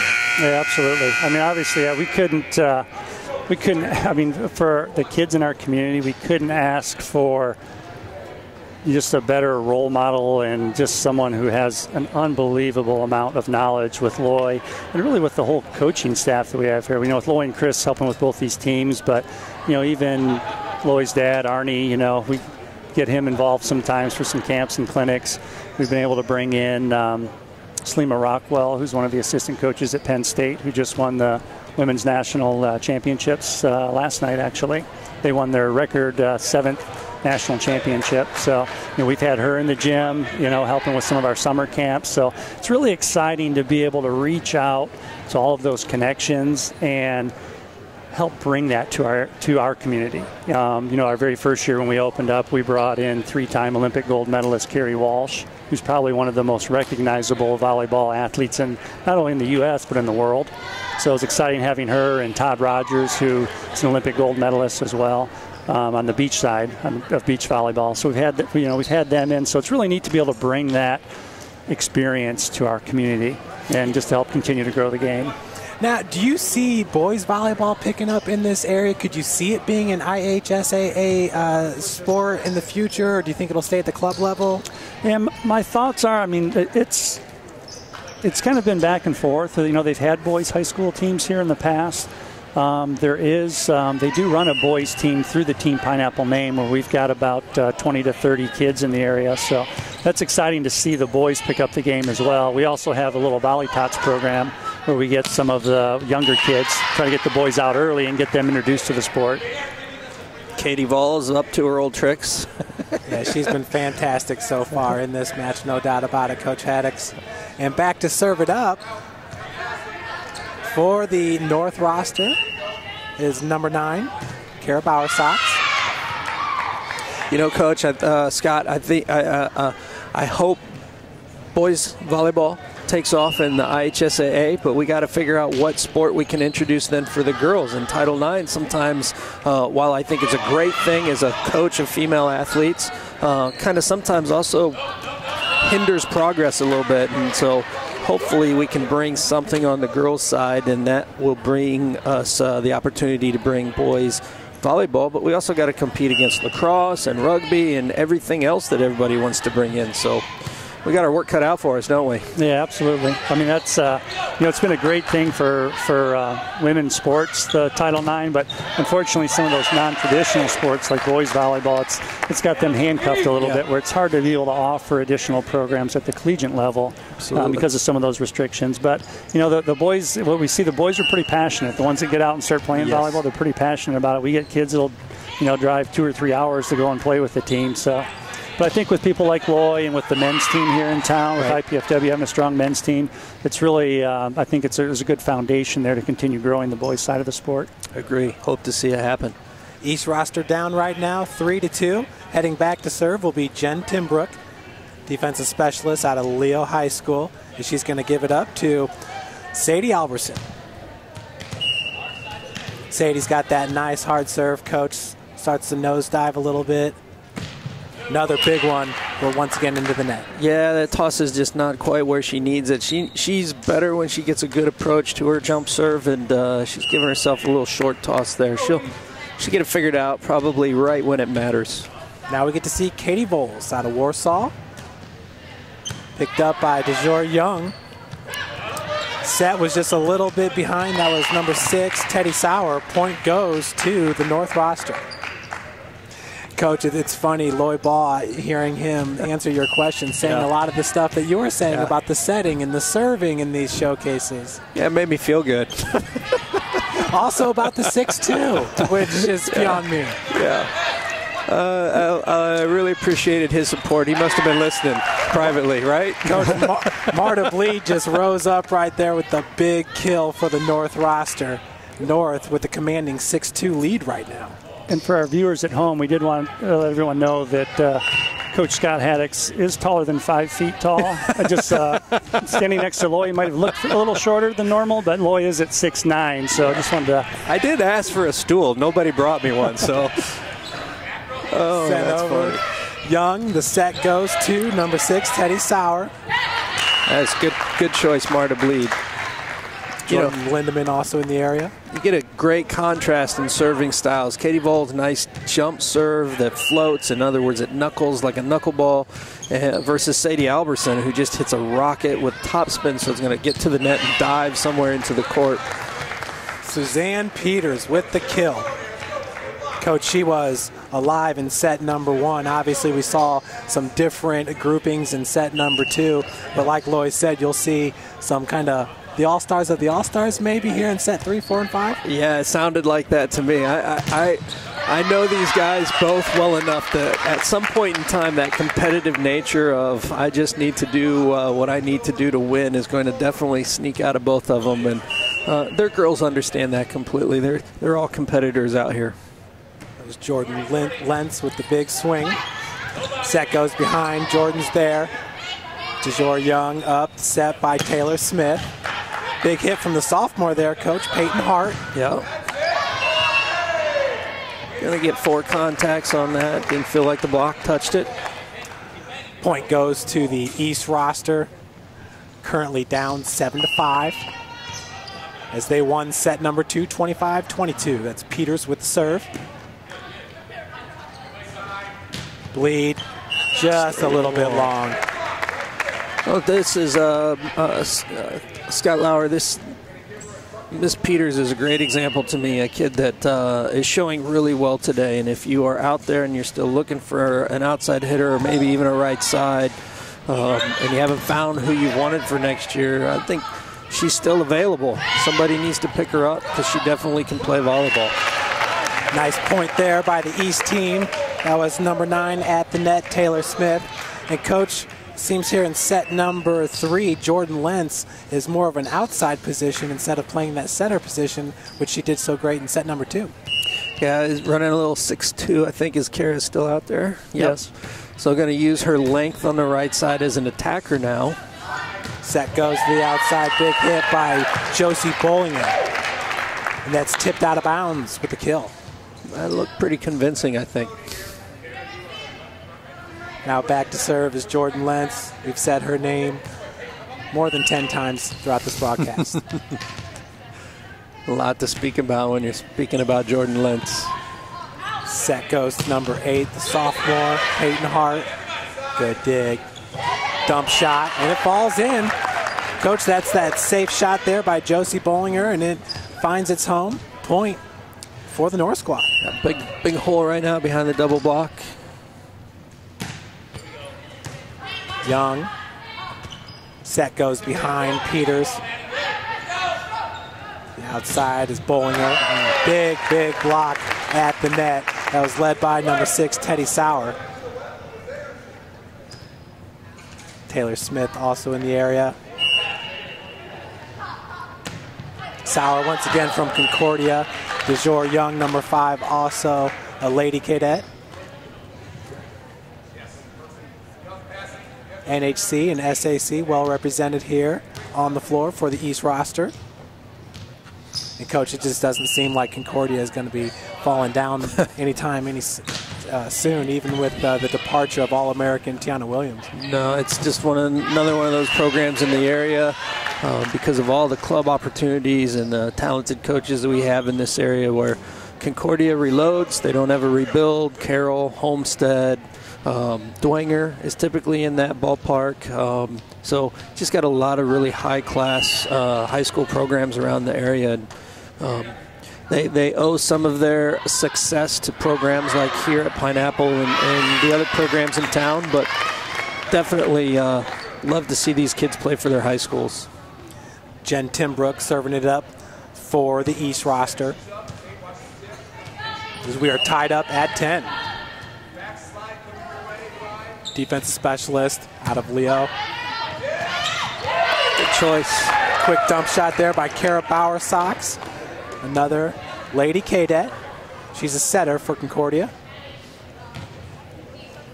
And that was the vision right there, Coach, of you had the defense setting up for the outsides, and she saw an opening in the middle, just dumped it in. Yeah, and just hit the dump pretty well. She took her right hand up, even though she's going to throw it with her left. And so she didn't give away. She didn't tell everybody in the front row what she was doing until it was too late. Taylor Smith trying her dump shot. Peters setting it up for Young. Partially blocked at the net, but it falls down for the kill for number 5. As the East team ties it up at 11. Really liked what Loy said, though, between sets, too. And setters are playing just a little bit apprehensive right now, I think. Instead of making some setting choices, sometimes they're just taking a little bit too much of the burden on their own shoulders.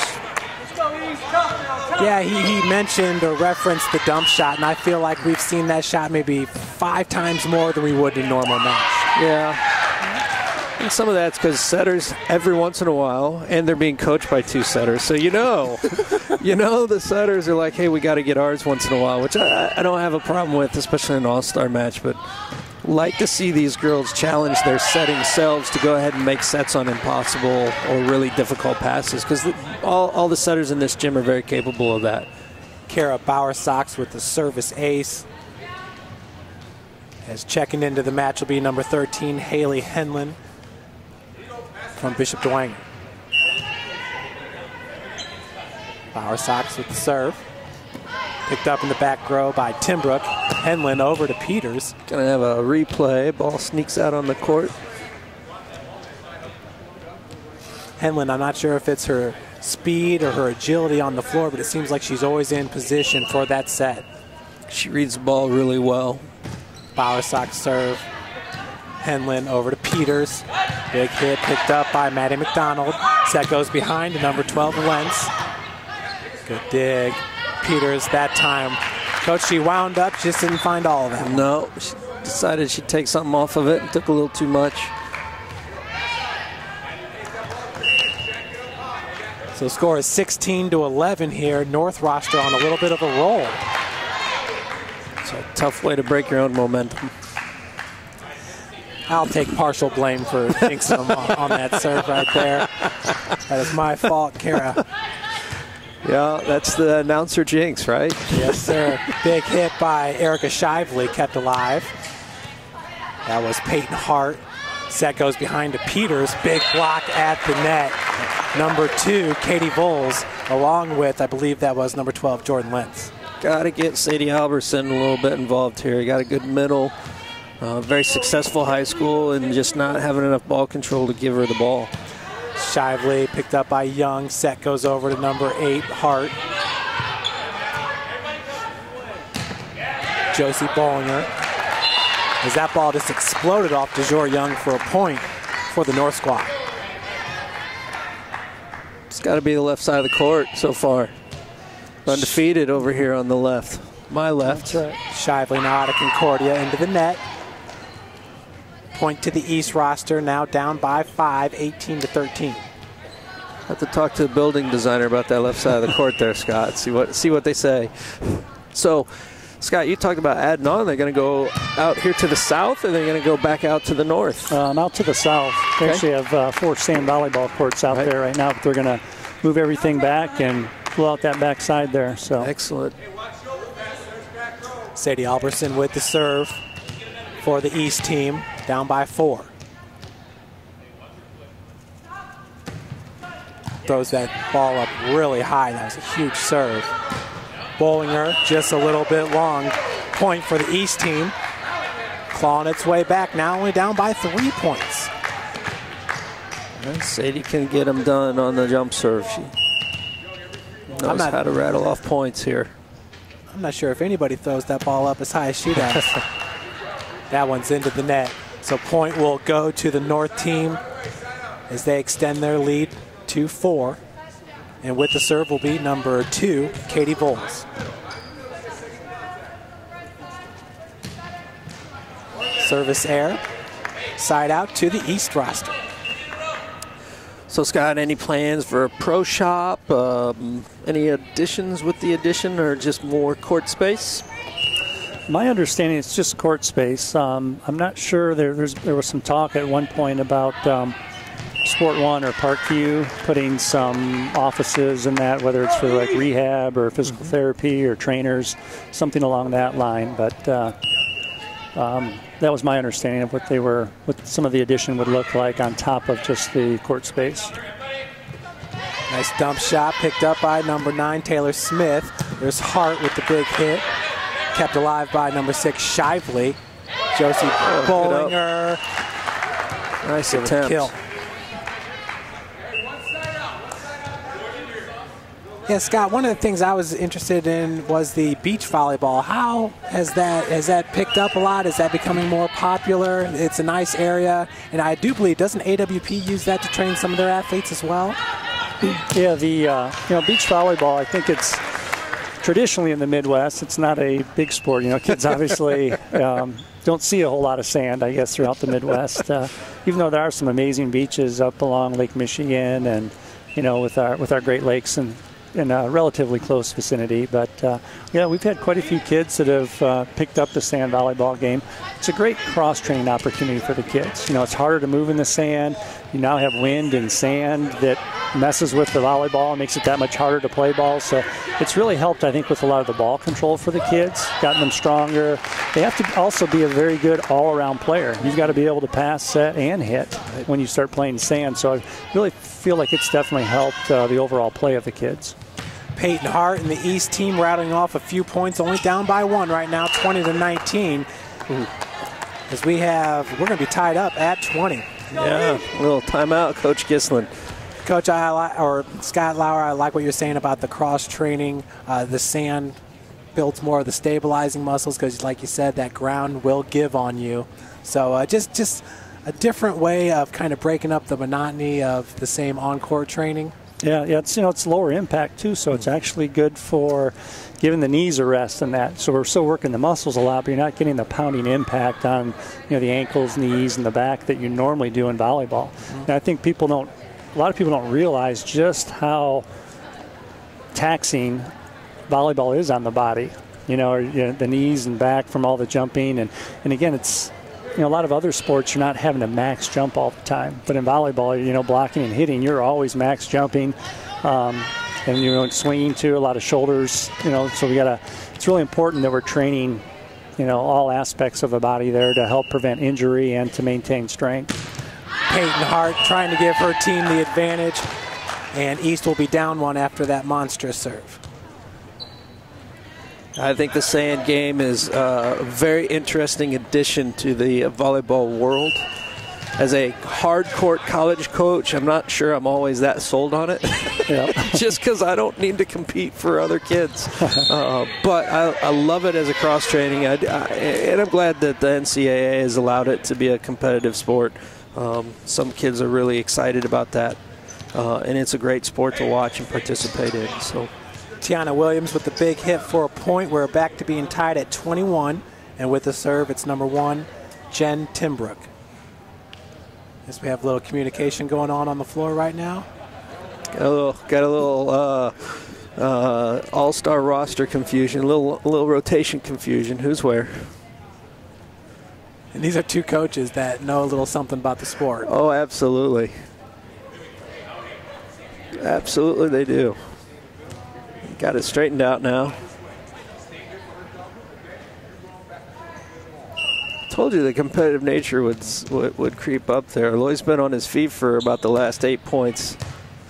And at 20, he decides to bring Tiana in off the bench. That's coaching brilliance right there. Set just a little bit short there for Josie Bollinger as the point goes to the East team. Now up by 1, 22-21. So it's been a long time in the making here, but they finally take the lead here in set number 3.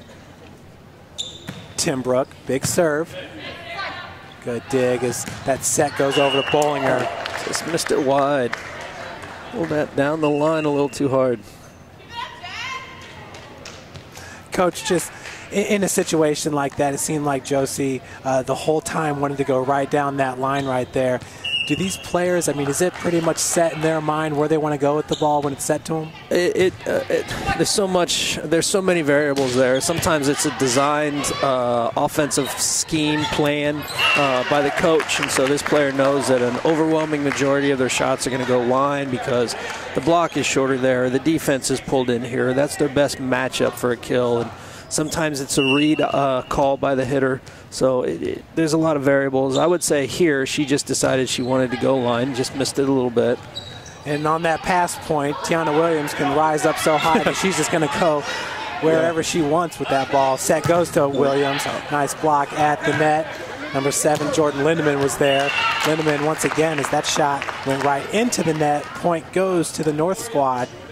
I think that's going to be Tiana's biggest challenge next year is she can get away with hitting the ball at a really sharp angle, 10, 9, 8, 7 feet in high school and in an all-star match and a lot of club events. But next year in the Big Ten against some of the biggest blockers in the nation, you're going to have to be a little more comfortable hitting that ball 28, 29 feet because you're not going to get a lot of open looks. And you're not going to be able to go over top of 6'8" Stanford middles. It's just not going to happen. So great attempt there by Jordan Lentz, chasing after that ball. All right, we have our first victory on the right side. So 25-22, the East team will take it. They go up 2-1 right now over the North squad. Tiana Williams, where do you see her playing at Wisconsin in her freshman year? And do you see that progressing throughout her time there? Do you think she might change? I understand she's going to move outside. Scott, you hearing similar things? I've heard that she was going to move outside, but they have a pretty nice set of outside hitters already at Wisconsin. So. Yeah, true. Yeah, I haven't really heard. I know, whether she was initially recruited as a middle, but Tiana's a very athletic kid. Yeah. She's a kid that could play middle. She could play right side. As long as her passing and defense continues to improve, she could have the opportunity to see some time on the left side. Yeah. What you tend to see those outside hitters, they're counted on a lot more for their passing. And their ball control as well. So she continues to improve that. At that Division I, at that Big Ten level, she could have, easily fit into that role. But those are the key things that she needs to continue working on there. But yeah, athletically, she could really play any of the positions along the front row. Back to IPFW, and it is a nationally known volleyball program on the men's side. On the women's side, do you see a lot of players from the Fort Wayne area going to play for the Lady Mastodons? There's a few. I guess, I'd say I'm not 100% sure on the roster right now, but I know we've had a lot of the top players in the Fort Wayne area who've stayed in town and played for IPFW for their program. And, they've done a good job there at IPFW of building that program as one of the perennial powerhouses in their conference every year. Yeah, no, on the basketball side there, the Lady Mastodons have definitely gone to the Fort Wayne area and tried to pull some of the best players. Last year they had a freshman player of the year in their conference come from Southside High School. So it's nice to see some of the kids locally having success at the local college as well, the only Division I school in Fort Wayne. Yep, absolutely. It is. It's hard to get kids to stay in town sometimes. I think that's one of the challenges people don't really think through, when they're casual observers of the sporting world. These girls have lived in Fort Wayne for 18 years, and now they've got someone offering to pay part or a good chunk of their college tuition. Why not go to Florida or Texas or get someplace where you can play in the sand year-round, right? Yeah, absolutely. Yeah, you see some of the top athletes. Yeah, they're excited about getting out of Fort Wayne and going somewhere and having experiencing kind of a different community, different environment as well. I'll tell you, the college that has picked the big Illinois has come into Fort Wayne and taken a top-notch recruit almost every year for the last 2 or 3 years out of this part of the state of Indiana, and they continue to make noise in the Big Ten, and I think they're going to continue to make noise in the Big Ten. I think the Big Ten is just going to continue to be the conference to beat in women's volleyball. And there are a lot of kids from Indiana and the northeast region of Indiana that go to Big Ten schools. It's really an honor to have those kids around here. Yeah, absolutely. Haley Henline with the serve. Big hit by number 10, Cassidy Geller. Set goes over to number 6, Shively. Point going to go to the East team. Teammate Tiana said, I've seen that before. We can have that one back. Henline once again with the serve.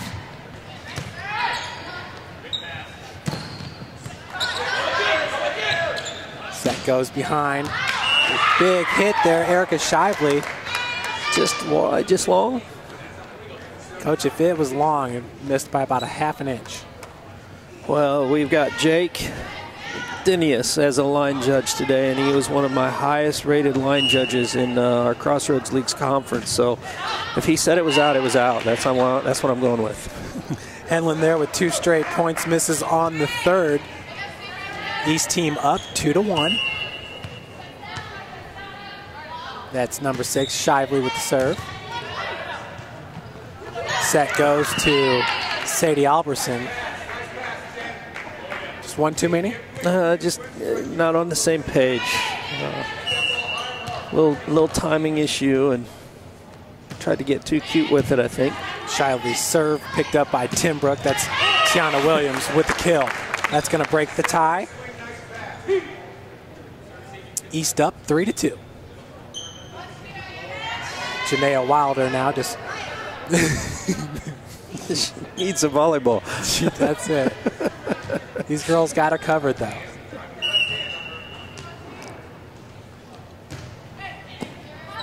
It's picked up by Bleed.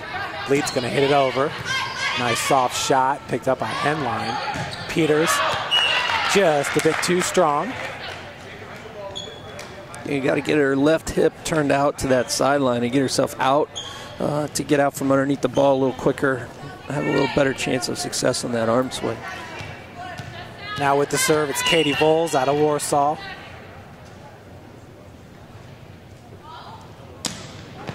Into the net. Coach, you've talked about how strong the SAC and Concordia obviously in that conference. Going back to the NHC, Carroll winning it this year over Belmont, and Homestead coming in third with a 5-2 record. Would you give the edge to the NHC as far as overall talent? Well, as soon as you start to do that, people get upset and mad at you. And here's the interesting part. Carroll and Homestead don't have a conference to play in next year. They're now independent, which I think I understand how all that shook out. I understand my daughter goes to an NHC school.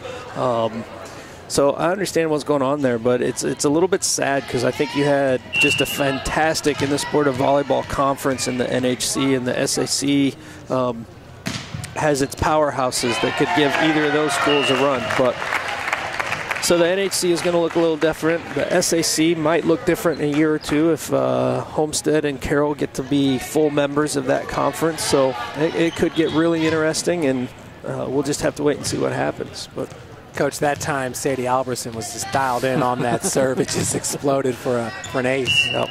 She's more than capable. East team right now up 6-3. Madeline Mann with the first touch sent over there by Bleed.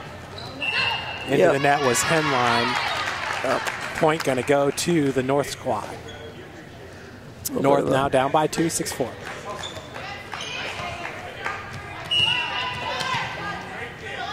Coach, it's got to be a tough play for the setter there when the ball and her momentum takes her into the net. Yeah, get a little bit of a flat serve and didn't quite get her feet established where she needed and tried to make the most of it. Just the official didn't like it. That happens. Peters with the dump shot. Suzanne Peters out of Homestead High School. As Coach said, competed in the NHC this year, will be an independent program next year, which can be good and bad. I mean, you can now travel and take on some of the top-notch competition down in Indy and things like that. Absolutely. If Marta throwing it down. Marta does that well. I know if I was coaching either at Carroll or Homestead, I would be scheduling Avon, I'd be scheduling Carmel, and I'd be getting myself down south into the Indy area, up to Mishawaka, Marion, and Penn High School up there, and scheduling some of those programs. And your win-loss record doesn't matter anymore. So if you go up and you finish 500, but you've played all the best teams in the state, who cares? Because you'll win your sectional and you should win your regional, and then it's you against all the big schools for the semi-state. So service ace, that's number 2 there for Marta Bleed, and that time Tiana Williams just wasn't so sure if she was going to go after that one or not. Yeah, decided a little late there. It's definitely a tough floater by Marta there, serving right back in zone 1 and right in the corner. That was picked up by number 11, Godfrey. Oh, big swing. Erica Shively with the kill for the North squad. North now up 8-7. It's like the North squad's taking advantage of the smaller right side block with Haley Henline up there. Yep. First time all day they've really taken advantage of that setting. A front row difficulty, we'll call it. Henline set, went over to Peters, just into the net. Point goes to the North team. Side out to North, up by 2. Oh, excuse me, Marta's still serving. She's rattled off about 5 straight points, Coach. And that all started with her big kill. Yeah. Nothing, one usually gets the other one going. And Coach, that's one thing about serving. I just can't get it figured out. You know, you see the girls, they run, they jump, and they hit it super hard. And some of them just stand there and hit it over. And it's either one can be effective. Absolutely. I keep saying it really is about placement. You know, there's a lot of ways to get the ball out to the other side of the net, but where it's going is really, really important. So Geller set it up there for number 12, Jordan Lentz. Going to have a ball come outside the antenna, so that's going to stay with the North, and Marta will continue to serve. It looks like the ball that Susie tried to put over there that was out of system. Line judge looks like he felt it went outside the antenna. That antenna goes all the way to the ceiling. A lot of casual observers don't realize that. It's like Coach Volleyball wasn't real happy with that call. Good thing our up official did not bring his yellow and red cards with him. John Rodewald as R1 does a great job. One of my highest rated officials in the Crossroads League 2, and he's very patient with yellows and reds. So once again, the serve by Bleed. Henline this time goes behind to Williams. Geller is right there. Set over to number 6, Shively. Shively with the kill. Mishit. As patient as John is, I think I know that he is capable of throwing a yellow card. I'm not saying how I know that, but. North now up 13-7, all behind the play of number 3, Marta Bleed, and that's going to end it. Just what the East needed, a service error. Marta certainly did put in her work throughout that sequence right there. Yep. Great job in set number 4. As right now, the East team holds a 2-1 advantage, winning the last 2 sets 25-22. Peters. Once again, a big-time kill by Shively, as the connection between her and Lentz is impeccable. Just difficult to put a good block up against Shively. She's long and tall also, and so libero Madeline Mann waiting for the ball so she can get her serve off here. Up by 6, 14-8. Ball girls might just be getting a wee bit tired, don't you think, Scott? They got their big on-court experience. That could be after the big scrimmage match there between games 2 and 3. Either that or I think, too, the 12 and unders, I think that most of those are, actually some of them are 10 and unders even. They might be a little awestruck watching the match, so they're spectating more than they are shagging balls. Yeah, which is understandable. Yep. Completely. Timbrook with the serve. Just clears the net. Geller with the dig attempt. Coach, a beautifully placed serve right there. Yep.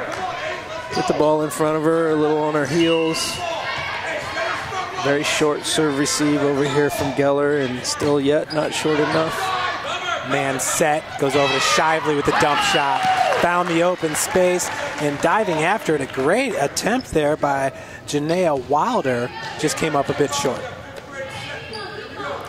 Coach, are the players taught to stay in their position until the ball gets on their side of the floor? Hopefully not. They need to be anticipating, reading, seeing, and they need to have some movement into the defensive scheme that whatever coach has pulled together or called or aligned. And communication becomes really, really important. If you watched any of the good volleyball matches, whether it be in high school or college, it's loud out there on the court. Good teams talk. And you've got to constantly communicate about what shifts and what angles you're going to play and what the hitter's going to do. So that comes with time, and these girls haven't been together but an hour and a half, maybe 2 hours. So they haven't quite had the time to fix some of that. That was Erica Shively with the kill. Her squad is up 16-11 right now. The North team, Shively with the serve. It's going to have to be sent over by Timbrook, picked up by Mann. Set went to number 2, Vols. Set this time. Once again to Vols with the dump attempt. Beautiful dig by Timbrook. In the back line, that was Shively. Lentz over to Geller. In the back row was 9, Taylor Smith. Tiana Williams, big hit. Shively tried to keep it alive, Coach. Just came off a little awkwardly. Not quite enough space, but almost. We have 3 Homestead players on the floor right now. Is that right for the North roster? That is correct. As another point, North is going to extend its lead to 5, 17-12. Cassidy Geller, Jordan Lentz, both from Homestead. That was Alverson, picked up by Vols. Point once again for the North team. Starting to run away with it here in set number 4, up by 6. But we've seen them down by this many and come back, so we'll see if the East has a little bit left in them. We haven't got to the magic 20-point number yet. We'll see what happens.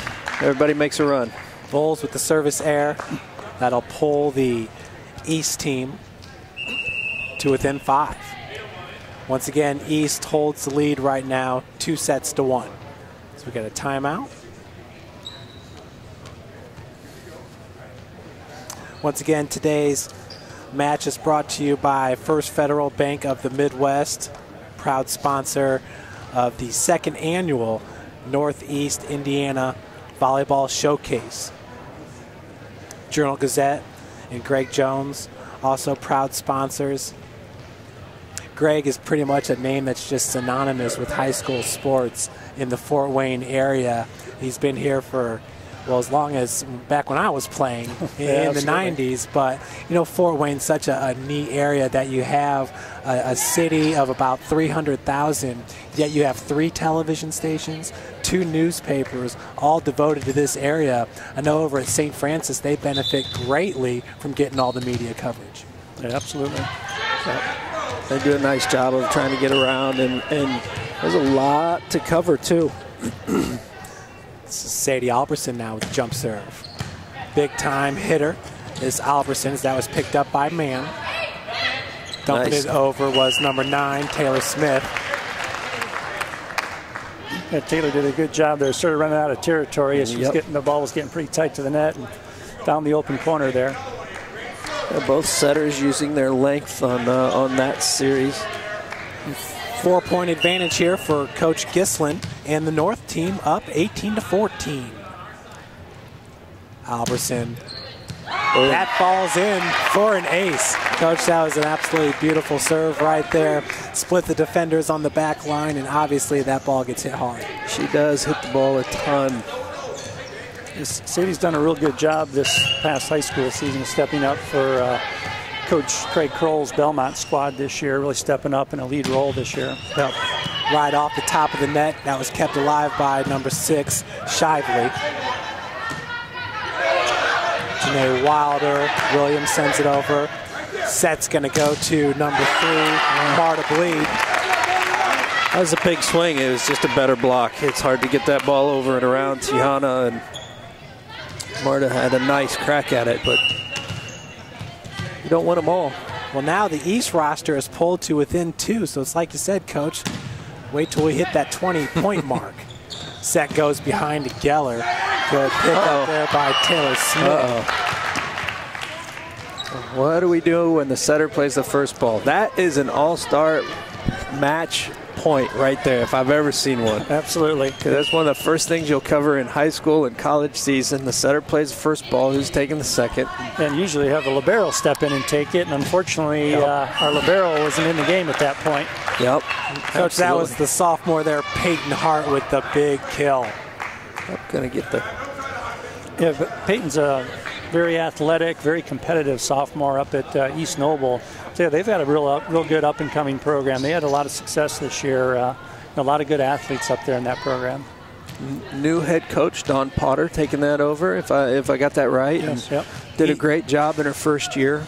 Yeah, East Noble also competes in that tough NHC that we were talking about this past season, finished in 4th place with a 4-3 record behind Homestead, Belmont, and the conference champion Carroll. Yeah. Yep. It's going to be interesting. Like I said, not only do you lose Homestead and Carroll, but you're bringing Leo and I want to say Garrett into that NHC. No slouch of a program for those two. I could be wrong on Garrett. I know Leo's coming in. North roster up 19-17. Beautiful, beautiful point right there, Coach. Yeah, great aggressive dump by Taylor Smith there. You know, Taylor's a junior up at Garrett as well, and she's going to be taking her talents to University of Maryland, which just recently joined the Big Ten this year. Yep. Making the Big Ten deeper. Bleed had an opportunity there for a second kill in succession. Ball hit to Bleed. She's going to keep it in play. That was one too many. Too many bodies on the floor for the North. Couldn't figure out where to go. So here we are. We're tied up at 19. We haven't got to 20 yet, have we? We're getting close, Coach. Tiana Williams will take us there. Into the net. So advantage going to go to the North team now, up 20-19. North team down right now 2-1. Good turnout here at the Sport One Parkview Field House with the Jimmy's Grill in the background. Just a beautiful setting. Big hit that was kept alive by Janae Wilder. From the back line was Hannah Lewis. It's a tough ball to hit right there. She did Shively did a great job with that ball. Teddy Sauer blocked at the net. Point going to go to the North team. Yeah, good block there by Jordan Lindemann from Warsaw. She was ready for that transition set to the middle. Beautifully done. Coach Gislin right there saying, don't guess. Telling his players, don't guess. He was very emphatic about that. No, you got to be able to, your eyes will tell you what to do. You got to go with them. Peyton Hart there with the serve, the sophomore from East Noble, Shively. That was picked up by Godfrey, I do believe. Marissa Godfrey. Point to the East squad. We're back to being tied, this time at 21. Well, 25-22 has been the score of the first 3 sets. We'll see if that rings true. As we have a timeout. I believe that was Coach Chris Gislin with the timeout.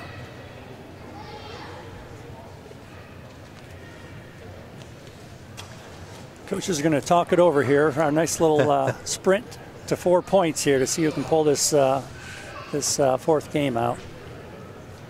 Everybody coaches from 0 to 10 and 20 to 25, but we often forget what to do between 10 and 20. And as you can see here in this set, you know, the North team runs away with the middle of the match off a great serving rotation by Marta Bleed, and the East is on their heels. And you know, my personal opinion, the North just lost a little focus because they're cruising. They have a nice lead. You know, they're seeing that 20-point come, but you got to stay sharp. And it's just something these girls will learn as they get moving. Yeah, Marta Bleed had a nice run for the North team, and Sadie Alberson had a nice run for the East squad. And here we are, tied up at 21.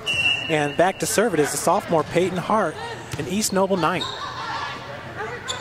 Set goes the shot. Nice. Coach just uncontested. That back area was open. That was set up perfectly right there for number 6. Yeah, expecting the line, the block to take away that ball, and weren't able to do it. 22-21 is your score. North team, Coach Gislin up. That was Mann with the serve. Set's going to go to number 2, Wilder. Wilder with the kill. Janae has got one of the craftiest arm swings, I think, in the area. She really makes you pay attention to what she's doing as the arm comes forward. And if you're not paying attention, she's going to get you. With the serve, that's Jen Timbrook. Good dump shot there by number 12, Jordan Lentz. Shot just a little bit long there by Sadie Alverson. Point, and we have... It was a great run by the middle. We just missed her. So 23-22 North on top. I think they gave. Yeah, it looks like they gave the. I think they gave the point to the East squad, saying the block touched that hit by Sadie. Good pickup. I don't think Coach Gislin was real happy with that call, but. So we're back to being tied at 22. More patience from R1. Timbrook with the serve. Geller from the back row. Set goes over to number 5, Josie Bollinger. Jana Williams. Hands in the back row. Geller. Oh! Just a little bit strong.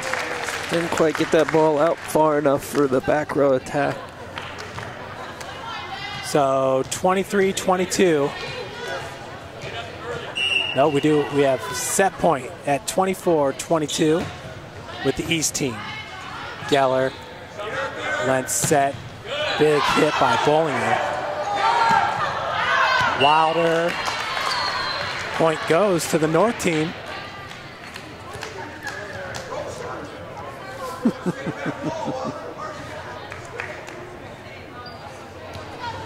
So I believe we're going to have set point here. It should be 24-23. Is that what we got? 24-23, yep. See a little. North needs this set here to keep this match alive. Lentz with the serve. Wilder was there. Dump shot. Oh, that was nicely done. Taylor Smith. It's like you said, beautiful placement. And we are going to go. No, that's going to do it right there as Lloyd Ball and the East roster take it 25-23. Beautiful match by both sides, showcasing a lot of talent. Watching it come together as the match grew. Just like Loy said, he thought they'd pull the restraints off a little bit, and looks like the girls played better and better as the day went on. Yeah, after dropping the first set 25-22, the East squad won the next 3 sets, 25-22, 25-22, and then that last one, 25-23, which really kind of mirrors what we saw last year in this competition. Is that right, Scott? Yeah, absolutely. It was a very, very close back and forth match last year as well. So it's been it's nice that it's been a very closely competitive game. It's been definitely a great match for the spectators. So we're getting ready for team pictures as Coach Scott Haddix is going to head out and see what kind of interviews we can get for you. Definitely want to capture these moments like you were saying, Scott, and that means team pictures. Yeah, absolutely. I mean, obviously, you know, it's a great memory for the kids to be involved with this and be able to compete against some of the best in the area. As you see, Coach Ball with his East roster on the floor right now. enjoying his second win here at the Northeast Indiana Showcase in its second annual event. So I believe, as competitive as he is, he's going to want to stick around and come back next year to defend his title along with the East roster's title. I'm sure if we asked Loy, he'd probably say that that's all he does is win. Well, I think it's fantastic that in his fourth and final Olympics, the team takes home the gold. Just really speaks to his perseverance with the sport, his dedication to the sport. And it's just so neat that a man from Fort Wayne, Indiana, and you can say this for two players with DeMarcus Beasley, who just competed in his fourth World Cup, the only American to do so, and now Lloyd Ball, the only United States player to compete in 4 Olympics. It's just really cool that that's going on, and these people are from the Fort Wayne area. Yeah, absolutely. I mean, if you really look back, and I mean, Loy is probably one of the most decorated setters, if not volleyball players in the world, over his stretch of how long he actually played for the national team, how many Olympics he competed in, and then ultimately, culminating in gold medal there in 2008. Actually, I mean, he had an opportunity. He probably could have played with the national team in 2012 if he was interested in continuing on that streak. But obviously, the traveling, the constant travel with playing overseas and then playing with the national team in the off season it's pretty tough. Loy has 2 young children that I think he was ready to spend more time as a father and husband, and being able to spend more time with his family, which is obviously very important. And he's done an amazing job at that, stepping up and being really involved with the kids since his playing days have come to an end. We talk about high school volleyball at the state of Indiana. Well, here was Lloyd Ball in late 80s, early 90s, and he's getting offered a basketball scholarship by Bobby Knight to go play at Indiana University. How did he end up developing the volleyball skills needed to become the player that he did become? If you look back, the IPFW men's program and actually the women's program were both coached by his father, Arnie Ball, who actually played down at Ball State himself. And after he got done with school, he came back to Fort Wayne, was a teacher at Harding High School, and ran some boys teams there. And but I think Lloyd basically grew up in the gym, so he was around the sport of volleyball from an early age. Okay, it looks like Coach Haddix has a few players, one from the East and one from the North squad. We got Taylor Smith, the setter out of Garrett, along with number 3, Marta Bleed, the outside hitter right side out of Blackhawk Christian High School. I know for myself, Scott, born and raised in Fort Wayne, left and started my media career out in Los Angeles and eventually making my way back here. This area really does shine as far as youth sports are concerned. It's not just the major sports of football and basketball, but all the way around. A very passionate wrestling community, very passionate cross country, soccer, and now getting to learn more about the volleyball scene here. Close to over 100 players from Indiana going Division I. I just think that's fantastic, and really excited to see how this continues to grow here in the future. We're going to go to Coach Scott Haddix, who has number 3, Martha Bleed. All right, ladies and gentlemen, I am joined by senior outside hitter and standout, all Northeast Indiana superstar, if I can call you that. This is Marta Bleed from Blackhawk Christian. Marta, talk to us a little bit about what it's like to play in an all-star event.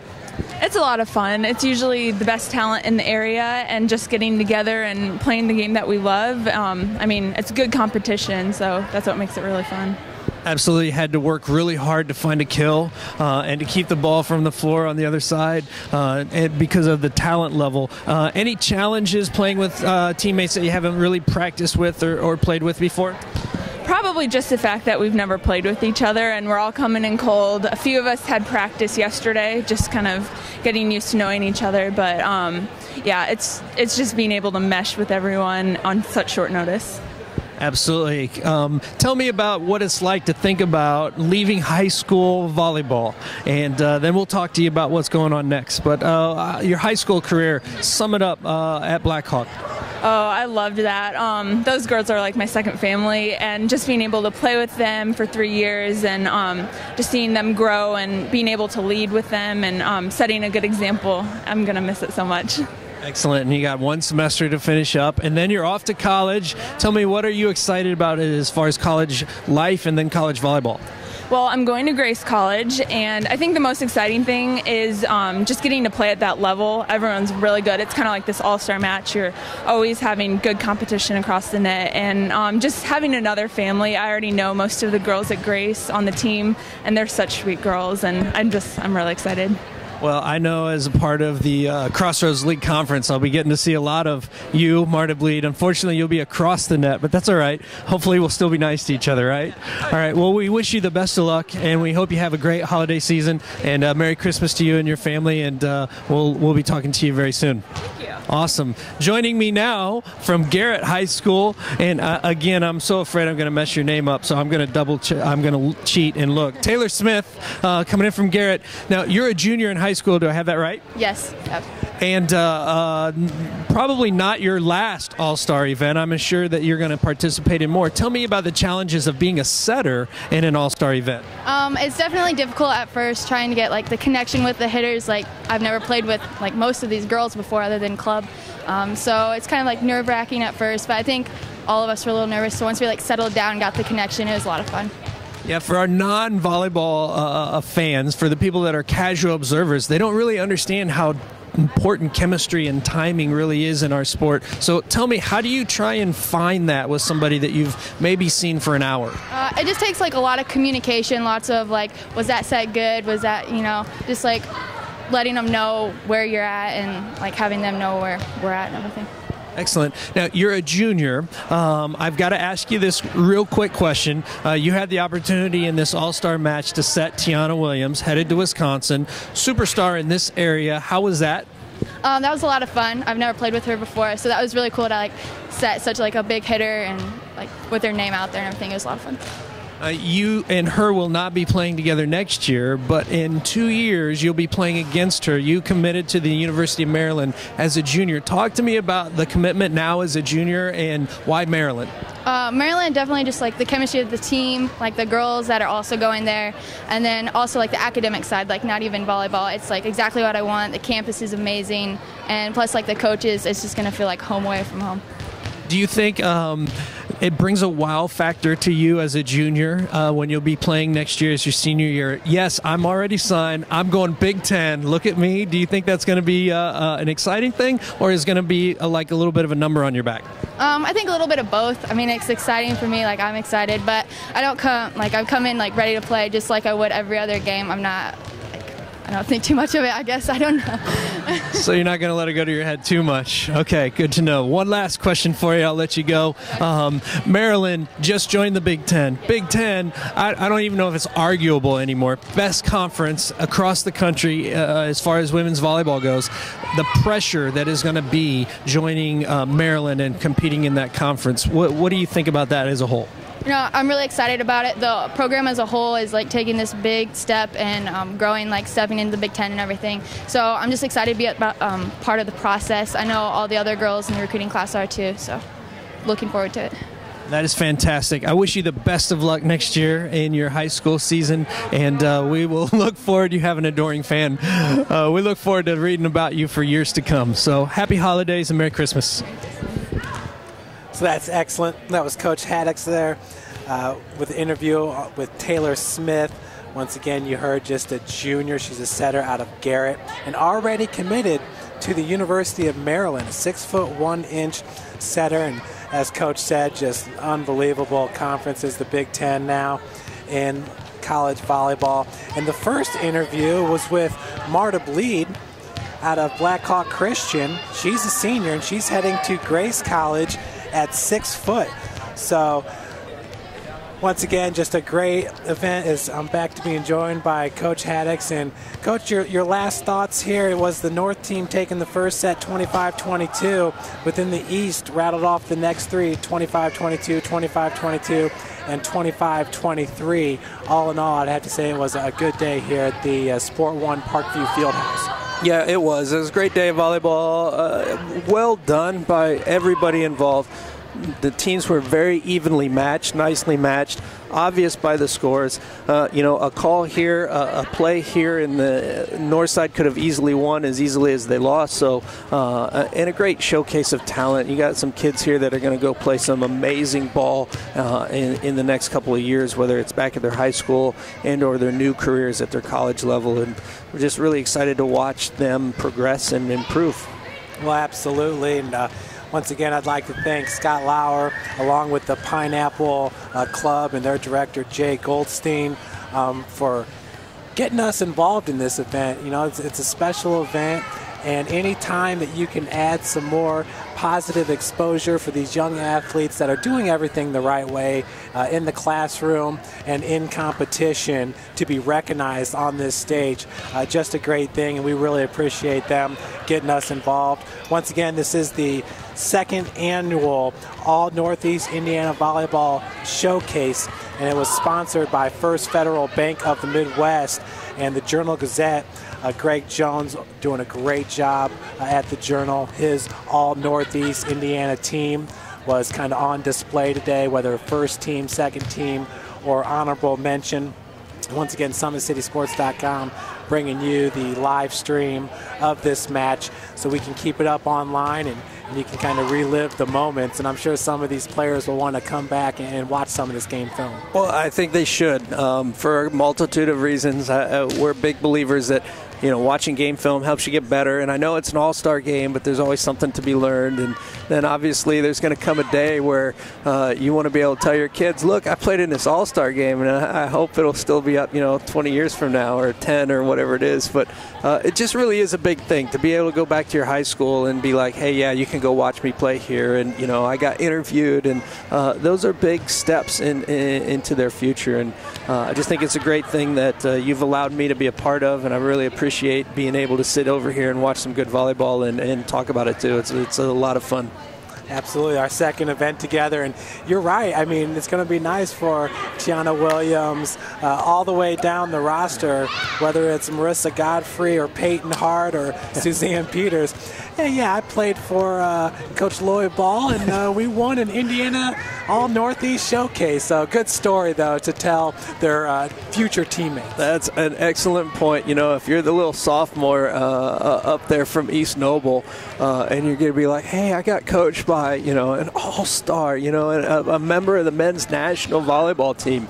How many kids get to say that? I mean, in all honesty, how many kids get to say that? And so just an awesome experience, and I think it's just something that they're going to remember for a long time. And once again, Coach, it just speaks to all the hard work that these girls have continuously put in to their sport and in their community, and obviously in the classroom as well, because if you don't get the grades, you're most likely not going to be at this stage. Yeah, and I think, we don't talk about it enough, but the pressure, and volleyball is a sport where a lot of our best athletes are also our best academic performers.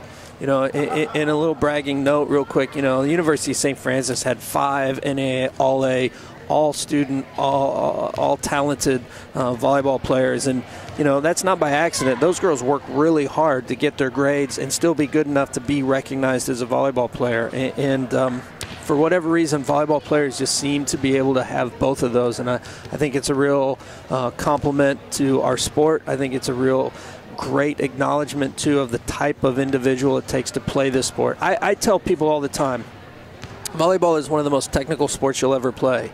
And if you haven't played it, most people don't believe you because they all think it's easy. And then they go out and try and do it, and they realize, wait a minute, if I don't do this right, it doesn't go well. And that's correct. And it really is an immensely technical sport, and it takes a lot of brains to make it happen. Well, absolutely. Well, on behalf of Coach Scott Haddix, my name is Jeff Mahoney. On camera, we had Jake Atkinson today. It was a great, great match here in year number 2 of the All Northeast Indiana Volleyball Showcase, with the East squad coached by Lloyd Ball beating the North squad coached by Chris Gislin. And the scores go in set number 1, North winning it 25-22. In set number 2, it was the East squad 25-22. In set number 3, the East squad 25-22. And in the fourth and deciding set, 25-23, the win to the East. Once again, we hope you've appreciated or enjoyed today's broadcast. My name's Jeff Mahoney. Until next time, have a great weekend.